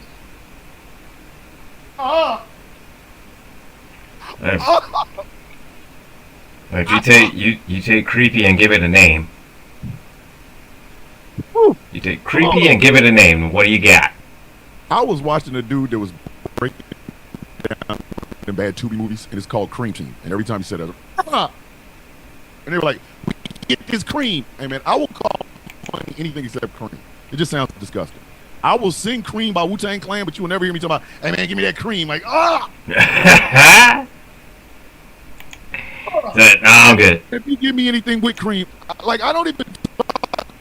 What do I put in my coffee? Something. You'll never know. Like, the cream tea. So anyway, this is going on. Now, we were told that Pat Patterson and even Vince even said it in the documentary that Pat Patterson was innocent. Mm-hmm. Now, I want to believe that, but then I saw that shoot video with Roddy Piper. He ain't that goddamn innocent. He's not. Sorry. I don't give a shit. Roddy Piper looked like he was in distress talking about Pat Patterson. So Pat Patterson wasn't as innocent as everybody thought he was. Dead ass. Go and find that damn YouTube video of Roddy Piper talking about Pat Patterson. That does not sound like Pat Patterson was innocent of everything. Now, was he out there doing the shit that Mel Phillips and Terry Garvin was doing? No, I don't think. Now, I do think Pat was. He had his own. Him and the boys. He had his own kind of fuck shit going on. Listen, the best line out of the first 3 episodes was fucking Tony Atlas. I ain't like Pat. He used to grab my pecker. What No, do you and then it said, he grabbed you what? He grabbed my pecker. Listen, Tony Atlas is a Tony Atlas is a national treasure. Yeah, fuck and Tony we should Atlas. protect him at all costs. Fuck Tony Atlas. I know you don't like him, but come on, man. And grab my pecker. Why didn't you tell somebody? Who I'm gonna tell, Vince? Well, and lose my job? Listen, Tony Atlas is every black man that ignores some bullshit going on because he needs a job. Hey, there's a white girl getting snatched. What you want me to do about it? Come on, you're big. Go get her. And lose my damn job. You better get them goddamn white girls. Like, wait. So, man. Tony Atlas, listen. So first I will say that was pretty funny. Fuck Tony Atlas. I know. I still stand. I still stand on. I will stand on that. I know. Till the day I die, I will say fuck Tony Atlas until the day I die. I will stand on that. That shit is funny. I'm not saying it wasn't funny. It was. I couldn't tell him about it. Or I'm gonna tell. Who gonna tell? Vince? And Lil I heard because you always grab my pecker. Because he grabbed my pecker. Grab you what? So He always will grab my pecker. He sounds so old and country. God, I can see Tony Atlas with a cool cigarette leaning out his mouth, fixing somebody's carburetor. I can see that. Why'd I bring a carburetor over there? Don't grab my pecker. So,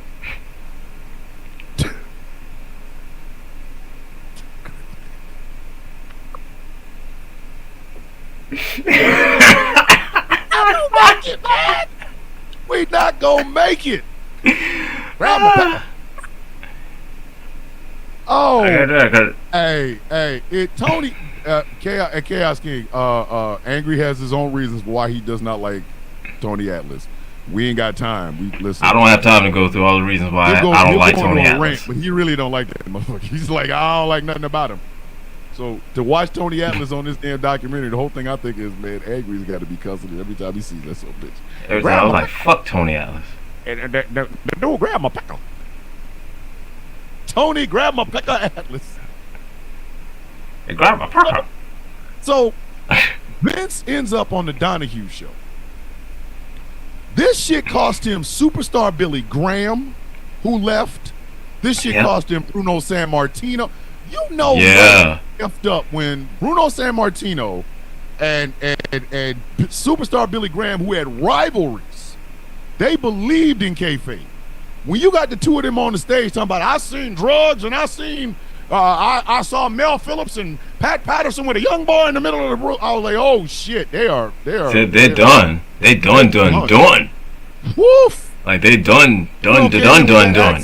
I will tell you the one time I came back to the back room, I saw Mel Phillips with the shoes off of a girl, a little boy, and I said, Vince, I told Vince, Vince, you got to go do something because there's Mel Phillips is back there sniffing little boy's feet, and Vince told me shut the fuck up, so I left. Like, I'm like, oh shit. And you got Billy Graham coming out of nowhere. Here you go. I saw Mel Phillips. I saw Terry Garvin in the back of a car with Pat Patterson and some 15-year-old boy, and they was getting ready to do it. And I told the little boy to get out the car. I'm like, oh shit. Like, get down. Trucking Randy Orton's uncle. Randy Orton's uncle was one of them dudes. Yeah. He was enhancement, all right, and he told stories about how, you know, Pat Patterson and Mel Phillips hit on him. One of the wrestlers from Minnesota, like the enhancement guys, you know, back in the day, if you was going to somebody's city, you needed a jobber, so you call one of these guys, they get $150, $200 a night. They go in, get their ass beat, 1, 2, 3, and they leave. So this guy was like, I called Pat Patterson and I asked him, is there any room I can get in? And he was like, no, not really. He said, oh, you can if you have sex with me. Or let me go upstairs and I can have sex with you. And the guy said, no, thank you. He never worked in the WWE again. So Vince is sitting on this hot seat, and Vince hates Dave Meltzer is there. He's like, Vince is tense. Vince is like, Yeah. this is the worst day of my life. Vince was just out of it. And mind you, these people up here were telling some real shit. The announcer guy that Vince hired for a 3-year contract was fired after like 6 weeks because he wouldn't sleep with Pat Patterson. So again, I'm not believing that bullshit. Pat Patterson was innocent. No, Pat Patterson was. Hey, don't get me wrong. He was a gay man, openly gay man. He had a boyfriend the whole time he was wrestling. But Pat Patterson was a piece of shit too. He was. There's far too many people saying that Pat Patterson was doing some shit for me to believe that Pat Patterson was this innocent ass dude. He wasn't. Oh, fuck no. Fuck no. Fuck no, he wasn't. He was not. I'm sorry. He wasn't. So Pat Patterson wasn't innocent. And then WrestleMania 2 is not great. WrestleMania 2 was not great. But WrestleMania 3 made up for it. That it did. Yeah, Vince said that he convinced Andre the Giant to have a back surgery and paid for it so that Andre could go pass the torch to swole meat for no reason, white meat baby face, Hulk Hogan. Goddamn Hogan. And for what? For what? For what? For what? It was a waste. But they lied about the numbers. It wasn't 93,000. It was something like 78,000, but it was still a lot of people. But then the steroid trial happened because Dr. Dave Zahorian got arrested and started snitching. He started snitching. Snitching. And here he's comes like, hey man, you gonna be facing a whole lot of jail. What? Wait. Oh, hold on. So at this time, Hogan is making movies. He made that shitty ass No Holds fucking barred. Fuck that. Apparently, Vince and Hulk Hogan locked themselves in a hotel room for 3 days and wrote that movie. No, 2 days. 2 days. 2 days. It was 2 days. It was 2 days, and it was over the weekend, and they were just. It shows. Yeah. It shows. Listen. It shows. It shows. I have crabs on my balls that could write a better movie. I'm not even bullshitting. It was a horror. That looking back when I went to see it, it was a horrible movie.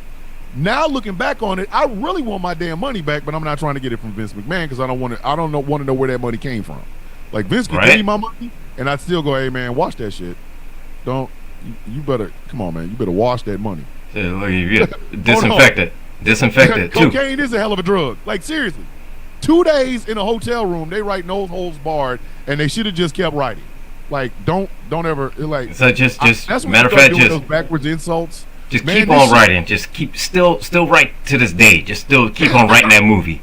Like dead ass. This is how you do it. That's when you start making those backwards insults. Man, this shit would be fire if you didn't.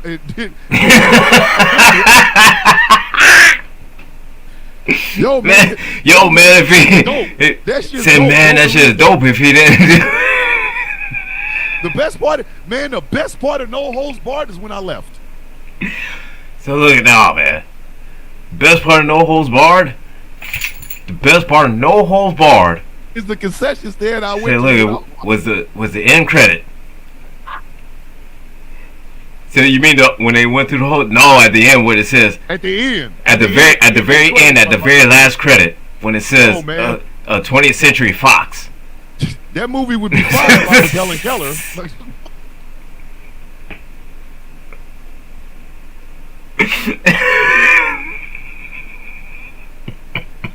Yo, man, Helen Keller went to see No Holds Barred. She gave it 2 thumbs.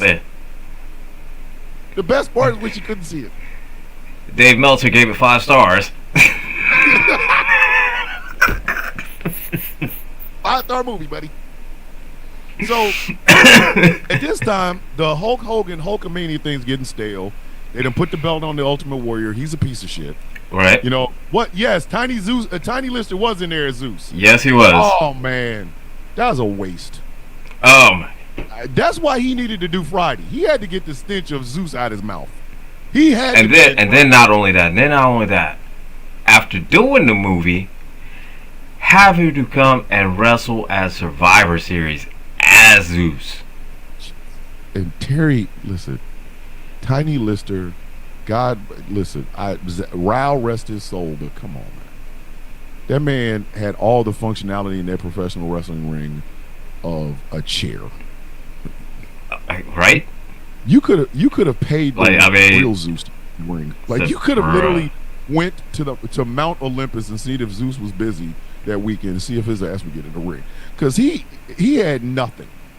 And I know Tiny Lister was looking around like, what the fuck am I doing here? I am attacking.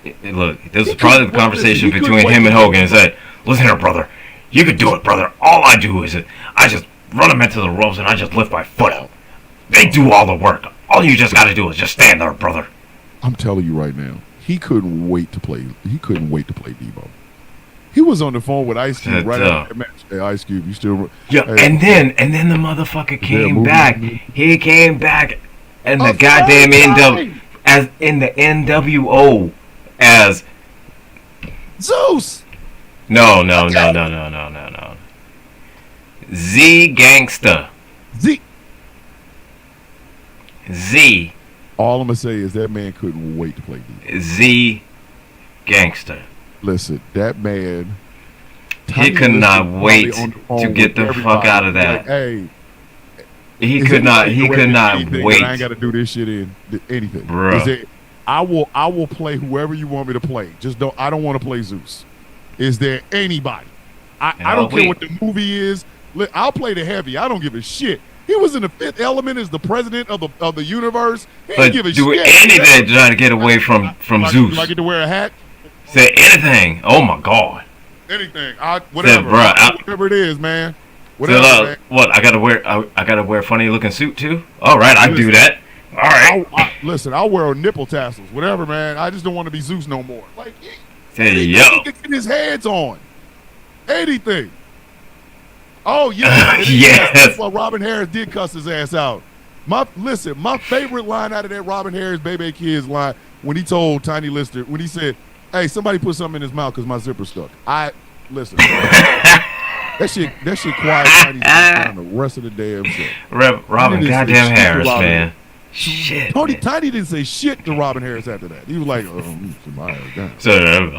he told him, you got so much money, when you go to the bank bounce. Like, it just.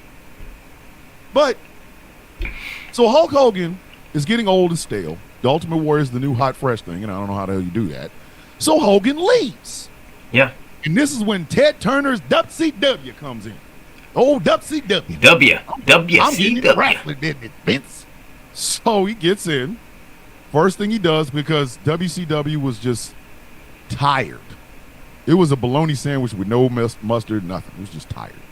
So first thing they did was it was just a bread on bread sandwich, and both ends of bread were just stale.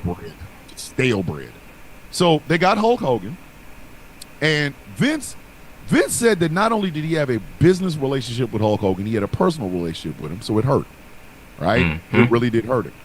Right. But then the steroid trial happens, and you can't have your title on some big swole meat for no reason ass dude like the Ultimate freaking Warrior. So if you think about it, they went from the Ultimate Warrior to Yokozuna to Bret Hart. If that's not trying to distance your ass from that steroid freak, I don't know what the fuck is. Like, dog, Vince like it's you swole bastard, give me that. Here. So it's like, wasn't there hey, Yoko, don't think your ass is on steroids. It looked like you ate the person that was trying to sell you the steroids. Here you go, please. This is what we're gonna do. All right, we're gonna take the title off of you. We're gonna put you in a match at WrestleMania. We're gonna make it against Yokozuna. Oh my God. So Yoko had the belt, then Bret Hart had the belt, which was cool. That's as it should as it should have been, because they were trying to get a new generation. But Hulk Hogan's over at WCW. Freaking Kevin Nash was getting ready to leave. Kevin was gone. Kevin Nash beat freaking Bob Backlund in like 8 seconds. One jackknife powerbomb, a pin, and he was the world champion. Had great matches with Bret Hart. Their Survivor Series match is still one of the best matches Kevin Nash has ever had in his life. Razor Ramon was getting ready to leave. Right. The Kurt call happened. Vince got pissed. The old school guys in the back were gonna kill the four of them, but somebody had to be punished. Shawn Michaels was world champ, couldn't do him. Kevin and Scott were leaving, couldn't punish them. So he had to punish Triple H. And this is when we start to see the impetus for what will become the Attitude Era, which is where we're going to stop at this. Because, like I said, I'm still on episode 4. But, so, they go into the Montreal Screwjob. They talk about the Screwjob with Wendy Richter, who, Wendy looks Trumpish. She does. She does. I bet you Wendy Richter has a Trump sign out front of her house right now. I can almost guarantee you. How you go from partying with Cyndi Lauper to vote for Trump? She has all the mannerisms and looks of a Trumper. She really does. Right. I know. Yeah. I get it. I'm probably wrong as hell. Said maybe not. Don't know. And I might have to apologize later. But damn it, she ain't a Trumper. She's wearing a Trumper's costume. That's all I'm saying. Right. Look mad Trumpish. But so that was the Montreal. That was the screw job with Wendy Richter and the Fabulous Moolah. Who I saw it. I didn't realize it had happened. Wendy Richter tried to beat the shit out of the Fabulous Moolah in the damn ring. I thought she was gonna kick her in the pussy. I'm not lying. The way Wendy Richter grabbed her, I thought Wendy Richter was about to kick her right in the cooch. Thought for sure. I thought she was about to punch that woman's poo all the way off in the 4th row. I was like, yo, shit, she's really about to kick her. So, and that was because Wendy Richter wanted more money. At the time, Wendy Richter was the female version of Hulk Hogan. Because you remember that Hulk Hogan's rockin' wrestling cartoon and shit? Yeah. Wendy Richter was in there. Yeah. Like dead ass. She was as big as Hogan. Oh, but yeah. They were trying to pay her as big as Hogan. Oh, yeah. Because I remember in the 80s and, in the 90s. Yep. Wendy Richter. And then when it shocked me when I said, when they said Wendy Richter lost. I was like, wait, what? She obviously pulled her shoulder up, but the damn referee counted 3 anyway. So Vince was already cool with screw jobs. Mm-hmm. And the impetus for what happened with Bret Hart started with Medusa Michelli, a.k.a. Alundra Blaze, a.k.a. Medusa. Okay? Yeah. Vince doesn't say it, but you know this is what he was thinking. So Medusa leaves WWF and goes to WCW. And convinces, Eric Bischoff convinced her to take the women's title and throw it in the trash. I know Vince saw that and was like, nah, that'll never happen again. Nope. So, yeah. Matter of fact, yeah, that's exactly what happened. Yes. And the reason why he was not allowing Brett to leave with that title wrapped around his belt, wrapped around his waist. That was not happening. The most shocking thing that I have seen in wrestling is the fact that Medusa Michelli, a.k.a. Alundra Blaze, is in the WWE Hall of Fame. I never thought that I'd ever see that. I never thought Alundra Blaze was going to be the Pete Rose of WWE. Like, bitch, you will never. I thought. Die, we still might have to. I thought she would never even go back to WWE. Never. What are you talking about? When she dropped that belt in that I said, yo, Vince is never letting this woman anywhere near a Hall of Fame. Like, I thought I would see He Who Shall Not Be Named, the Cripple Man, go in before I saw fucking Medusa go in. And right? When they said Medusa, I said, Medusa who? Said what? Medusa what?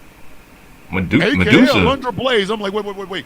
The same Alundra Blaze that dropped the damn title belt in the trash can? Oh, shit. Vince must be losing it. Either this or this is. But again, we also didn't think Bruno Sammartino would go in. And that was all true. Triple H. That was Triple H. That was straight up. That was Paul Levesque reaching out to Bruno Sammartino saying, hey, can we bury the hatchet?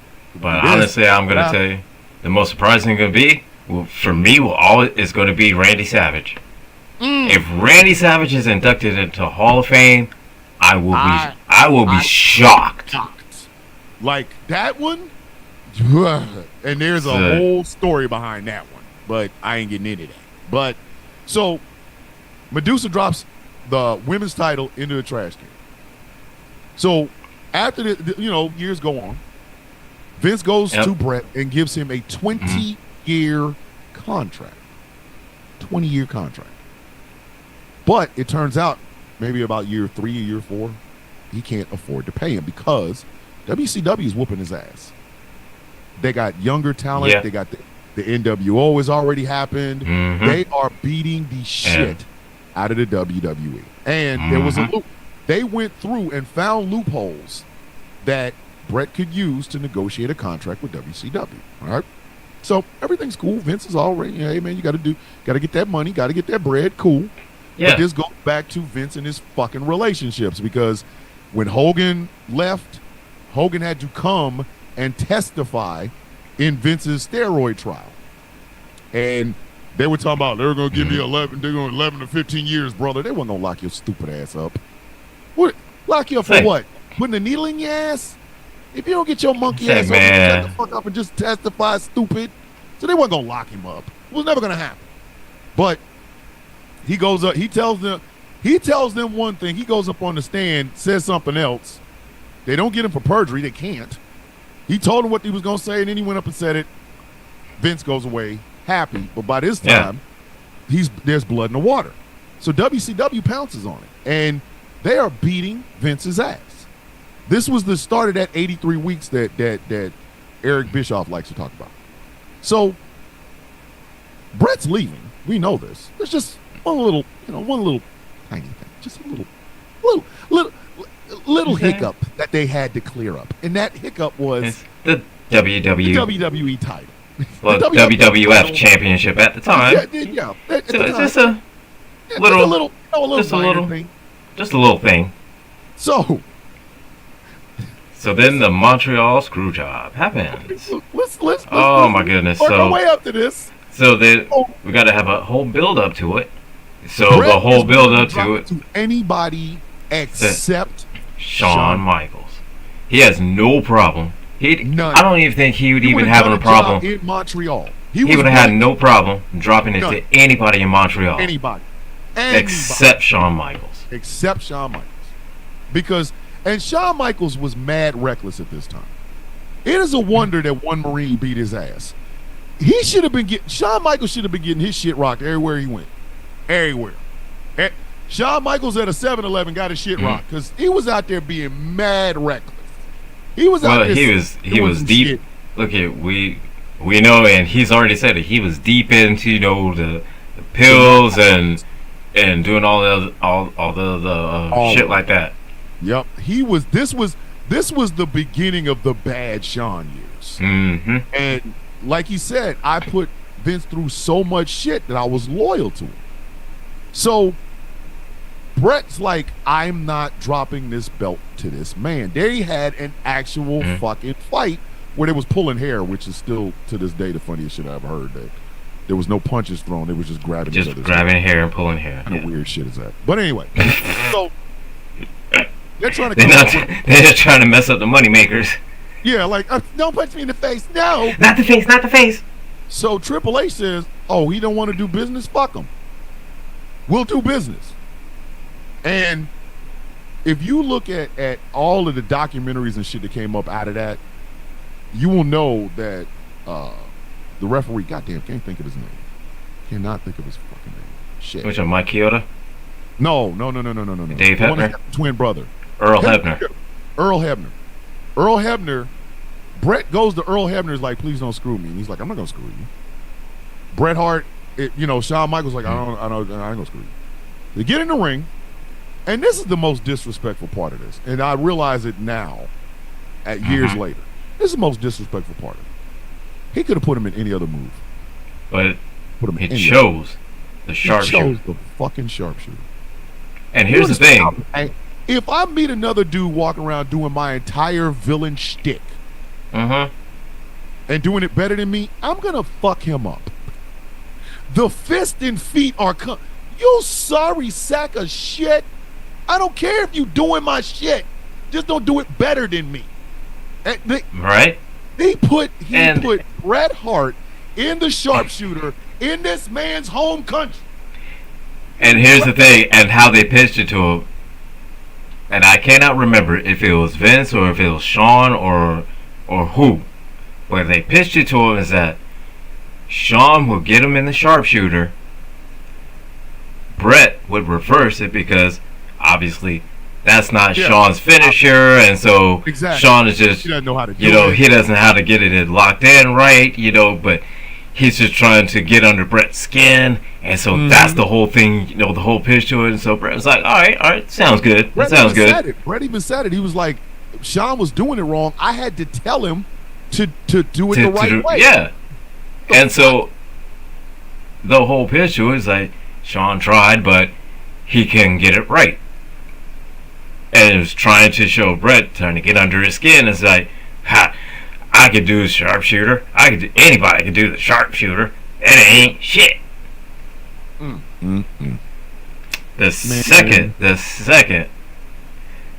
that he just put it sat just not even enough to where I don't even think it hurt. No, and even if it did hurt, it was only like maybe for what, 2-3 seconds. 2-3 seconds. He said, Brett said he looked over and saw Vince say, "Ring the bell," and the timekeeper's like, "The fuck? What?"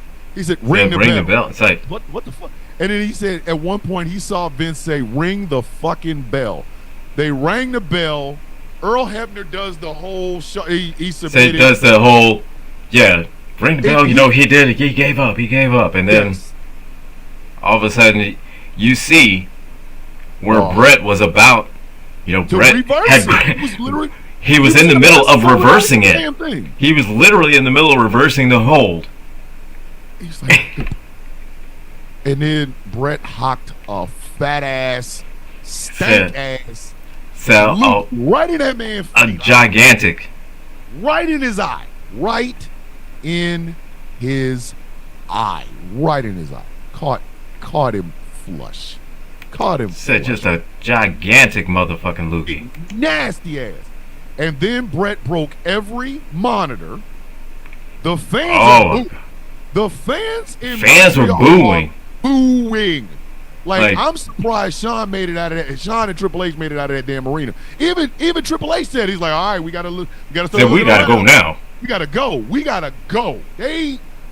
I'm surprised Montreal didn't kill them motherfuckers. I'm surprised. So Brett breaks all the damn monitors. Here comes Davey Boy. Here comes Owen and the whole. Here comes Brian Pillman. Which, by the way, just side note, this is how cold of a piece of shit Vince McMahon is. Fucking Brian Pillman dies. Traffic accident. He dies. Why did that man have that man's widow on television 2 days later?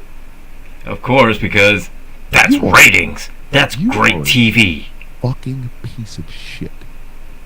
That's like I die and somebody wants my wife on a TikTok live to talk about me 5 minutes, 2 days later. My wife is coming on to cuss y'all ass the fuck. Try it if you want to. Laura, listen, my Laura will cuss your ass the fuck. Try it if you want to. So they're all out there trying to calm Brett down. Brett goes in the back. He's taking his shit off. Yep. Like get ready to take a shower. Yeah, he's like, Sean didn't know anything about this. He said, swear to God, buddy. Swear to God, didn't know. Said, Hunter, I swear to God, didn't know. Then Triple H says, Vince made us swear to God that we would never tell that we knew. Damn it, I'm glad this is 20-something years later and Brett can't catch y'all ass. Right? Brett's over it now. So Brett's wife is out there cussing him out. If you guys knew about this, screw you. God will see you. I'm like, yo. Bruh. And they just leaving like, yo. So. And they're just all just like, I didn't know. Yeah. I swear to God, I didn't know. And they're just head down, looking at the ground, not making eye contact, just like, I swear to God, I didn't know. Here is the dumbest part. And this is, like I said, we're going to end this. This is the stupidest part to end the third episode of this. Because, again, tomorrow night, we will be talking about the remainder of this, and we're going to probably do a special live, probably Friday night or something, to talk about Bad Blood and Jay Uso. We'll probably do it live on TikTok. But here's the stupidest fucking part of this. Vince McMahon is walking around knowing Bret is seething. Bret said, I wanted to kill this motherfucker. Yeah. He wanted to. Oh, yeah. Vince is like, I figured I owed it to him. I figured I owed it to him. So I went to his locker room. I don't know nobody that much. I didn't fuck you over. I'm not going in there with you. I know what the fuck is about to happen. I'll be damned if I'm gonna go in there and get my head rocked off. Right? So he goes in.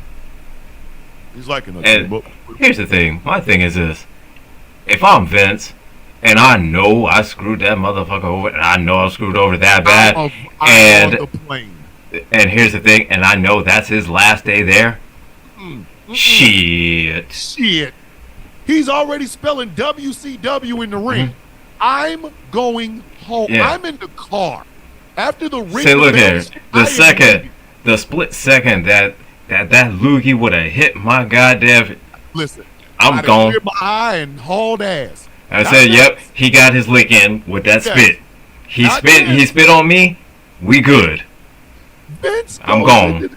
Fucking locker room. Shit, you walking there.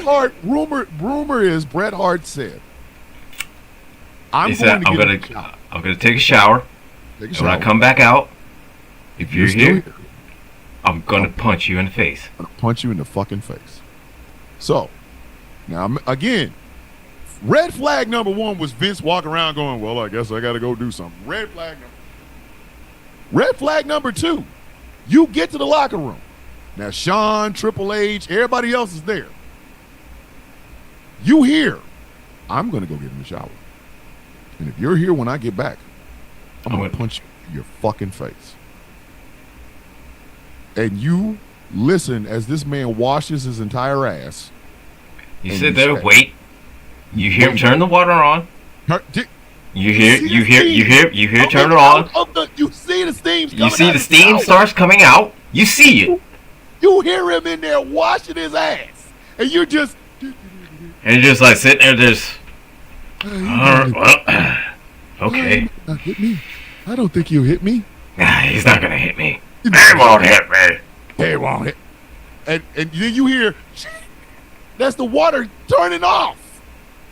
And then you hear him step out. You hear the footsteps. Okay? You hear him grab a towel. What? You hear him make the sounds of him. You hear this shit. You are hearing this. Okay? He walks out.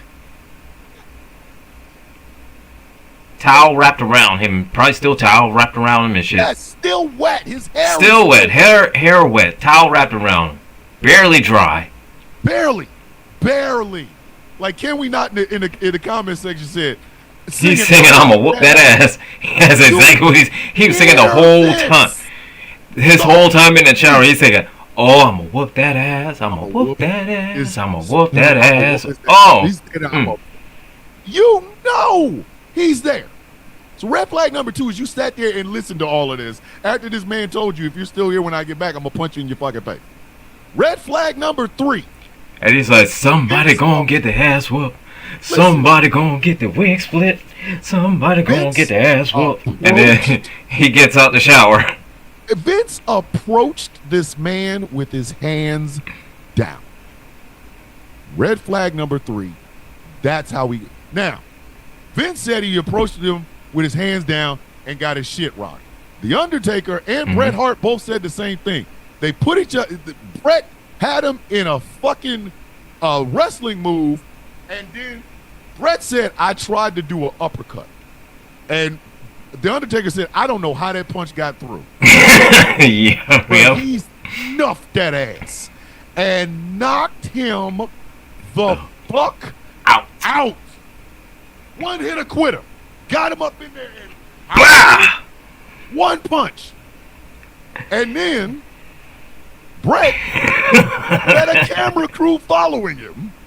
but they did not see the punch. They only saw Bret Hart fully dressed. Yep. Fully dressed and walking out of his and walking out and going home. Knocked his ass. He was snoozing. Knocked him the fuck out. Knocked him out. And you would think at this point, they call it a shiner. Bruh. He's had a black eye. Yeah. No. He's had a black eye. Eye all swollen shit. But so look at it. At that point, Vince ought to have known. Some of them motherfuckers, don't. Just leave. Just leave. Don't. All you had to do was leave. Just leave. That's all you gotta do. Just leave. But I get it. To the one thing is that he probably stayed there and probably had to take that punch because otherwise nobody else would have respected him. No, he did he not. thought. No. But listen, shit. I'm the owner of the fucking company. I would say this. Shit. I'm out. Okay, man. I'm gone. Listen. I'm gone. Y'all call me whatever the fuck y'all want to call me. You call me. Hey, look at. You can call me a punk. You can call me a punk bitch. You can call me. You can call me a pussy. You can call me a cow. You can call me shit. You can call me whatever the fuck you want. But you be calling me. You call me in the car while I'm on my way.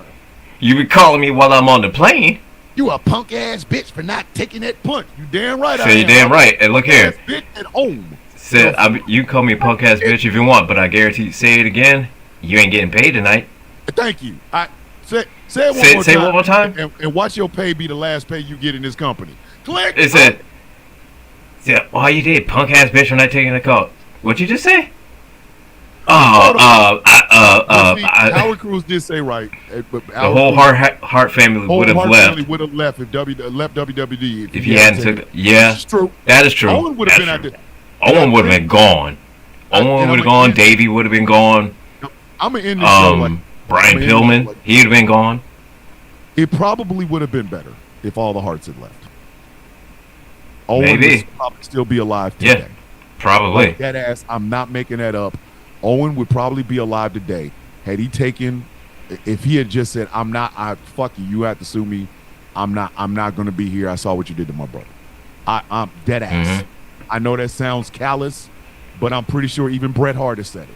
Had he, I'm sure probably Owen's wife has said it. Out with Bret, Owen would still be alive to this very day, to this very fucking day, and that's one of the things. Yeah, because listen, if you watch that Dark Side of the Ring where they talking about Owen's Hart's death, then you see that they cut a lot of safety corners. A lot. They cut a lot of safety corners when it came to Owen Hart and that pay-per-view when he dropped. That is one thing that I will honestly say I really wish had happened. I wish Owen had left. I genuinely 100% wish Owen had left. If Owen had left, if Owen had left, he didn't even have to go to WCW. He could have went anywhere. He could have went to New Japan. No, Owen could have literally went to New Japan. He could have gone to New Japan. He could have just stayed straight back and gone to Canada. Yes. And stayed in Canada and just wrestled locally in Canada. Like, I don't want to wrestle no more. I got a wife and 2 kids. I'm good. I wish, more than anything in the world, I wish Owen had left. I do. I genuinely wish Owen had left. Me because too. If Owen left, he would be alive today. He would. And that's the saddest commentary I possibly can think of. Had Owen left that night with Bret, he'd be alive today. He would have been alive today. And that is tragic. Because Owen didn't need to die. Before we get into the second half of this tomorrow, I will own it. I will seriously say Owen didn't need to die. Owen did not need to fucking die. I wish he had left with his brother. I do. I know that's a sour ass way to end this episode, but I'm just being dead ass honest. I wish like hell Owen had left with Bret that night. I do. because Owen was alive today. Owen, out of all the wrestlers in that time period that really made an impact that I really, really liked, Owen Hart had to be just at the top of that list.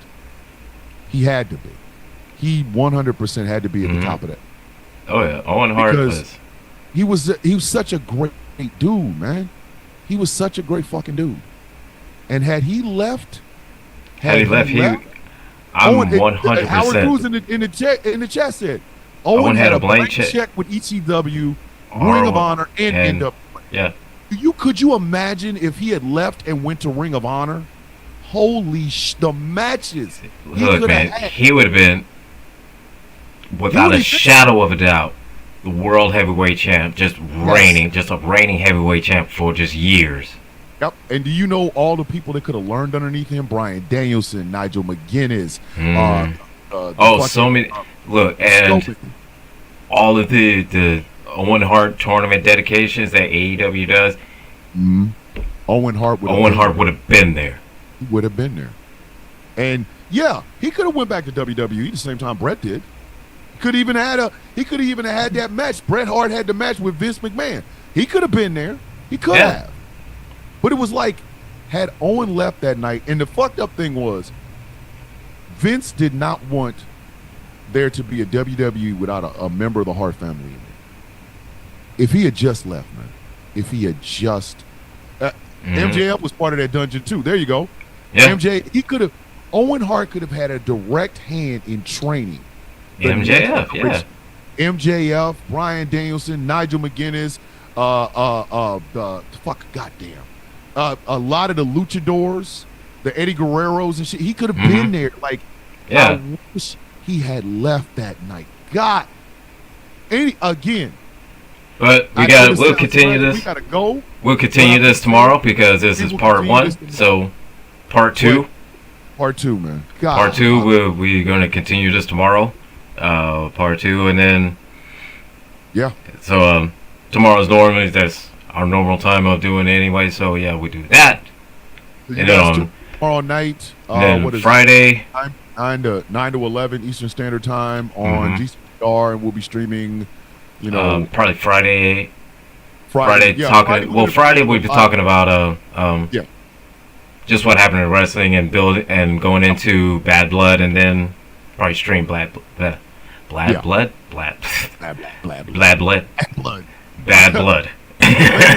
Ladies and gentlemen, my name is Thomas Bishop. I am known as the Villain. I'm one half of your World Tag Team Champions of Talking Shit, and to my immediate left is. Greetings, Burgers. How's everybody doing? And I am out. All right. I'm not gonna push us getting sued. No, please don't. Ladies and gentlemen, this has been Superflex Party, a special edition. 1, 2, 3. Match is over. See you guys tomorrow night, 9 p.m.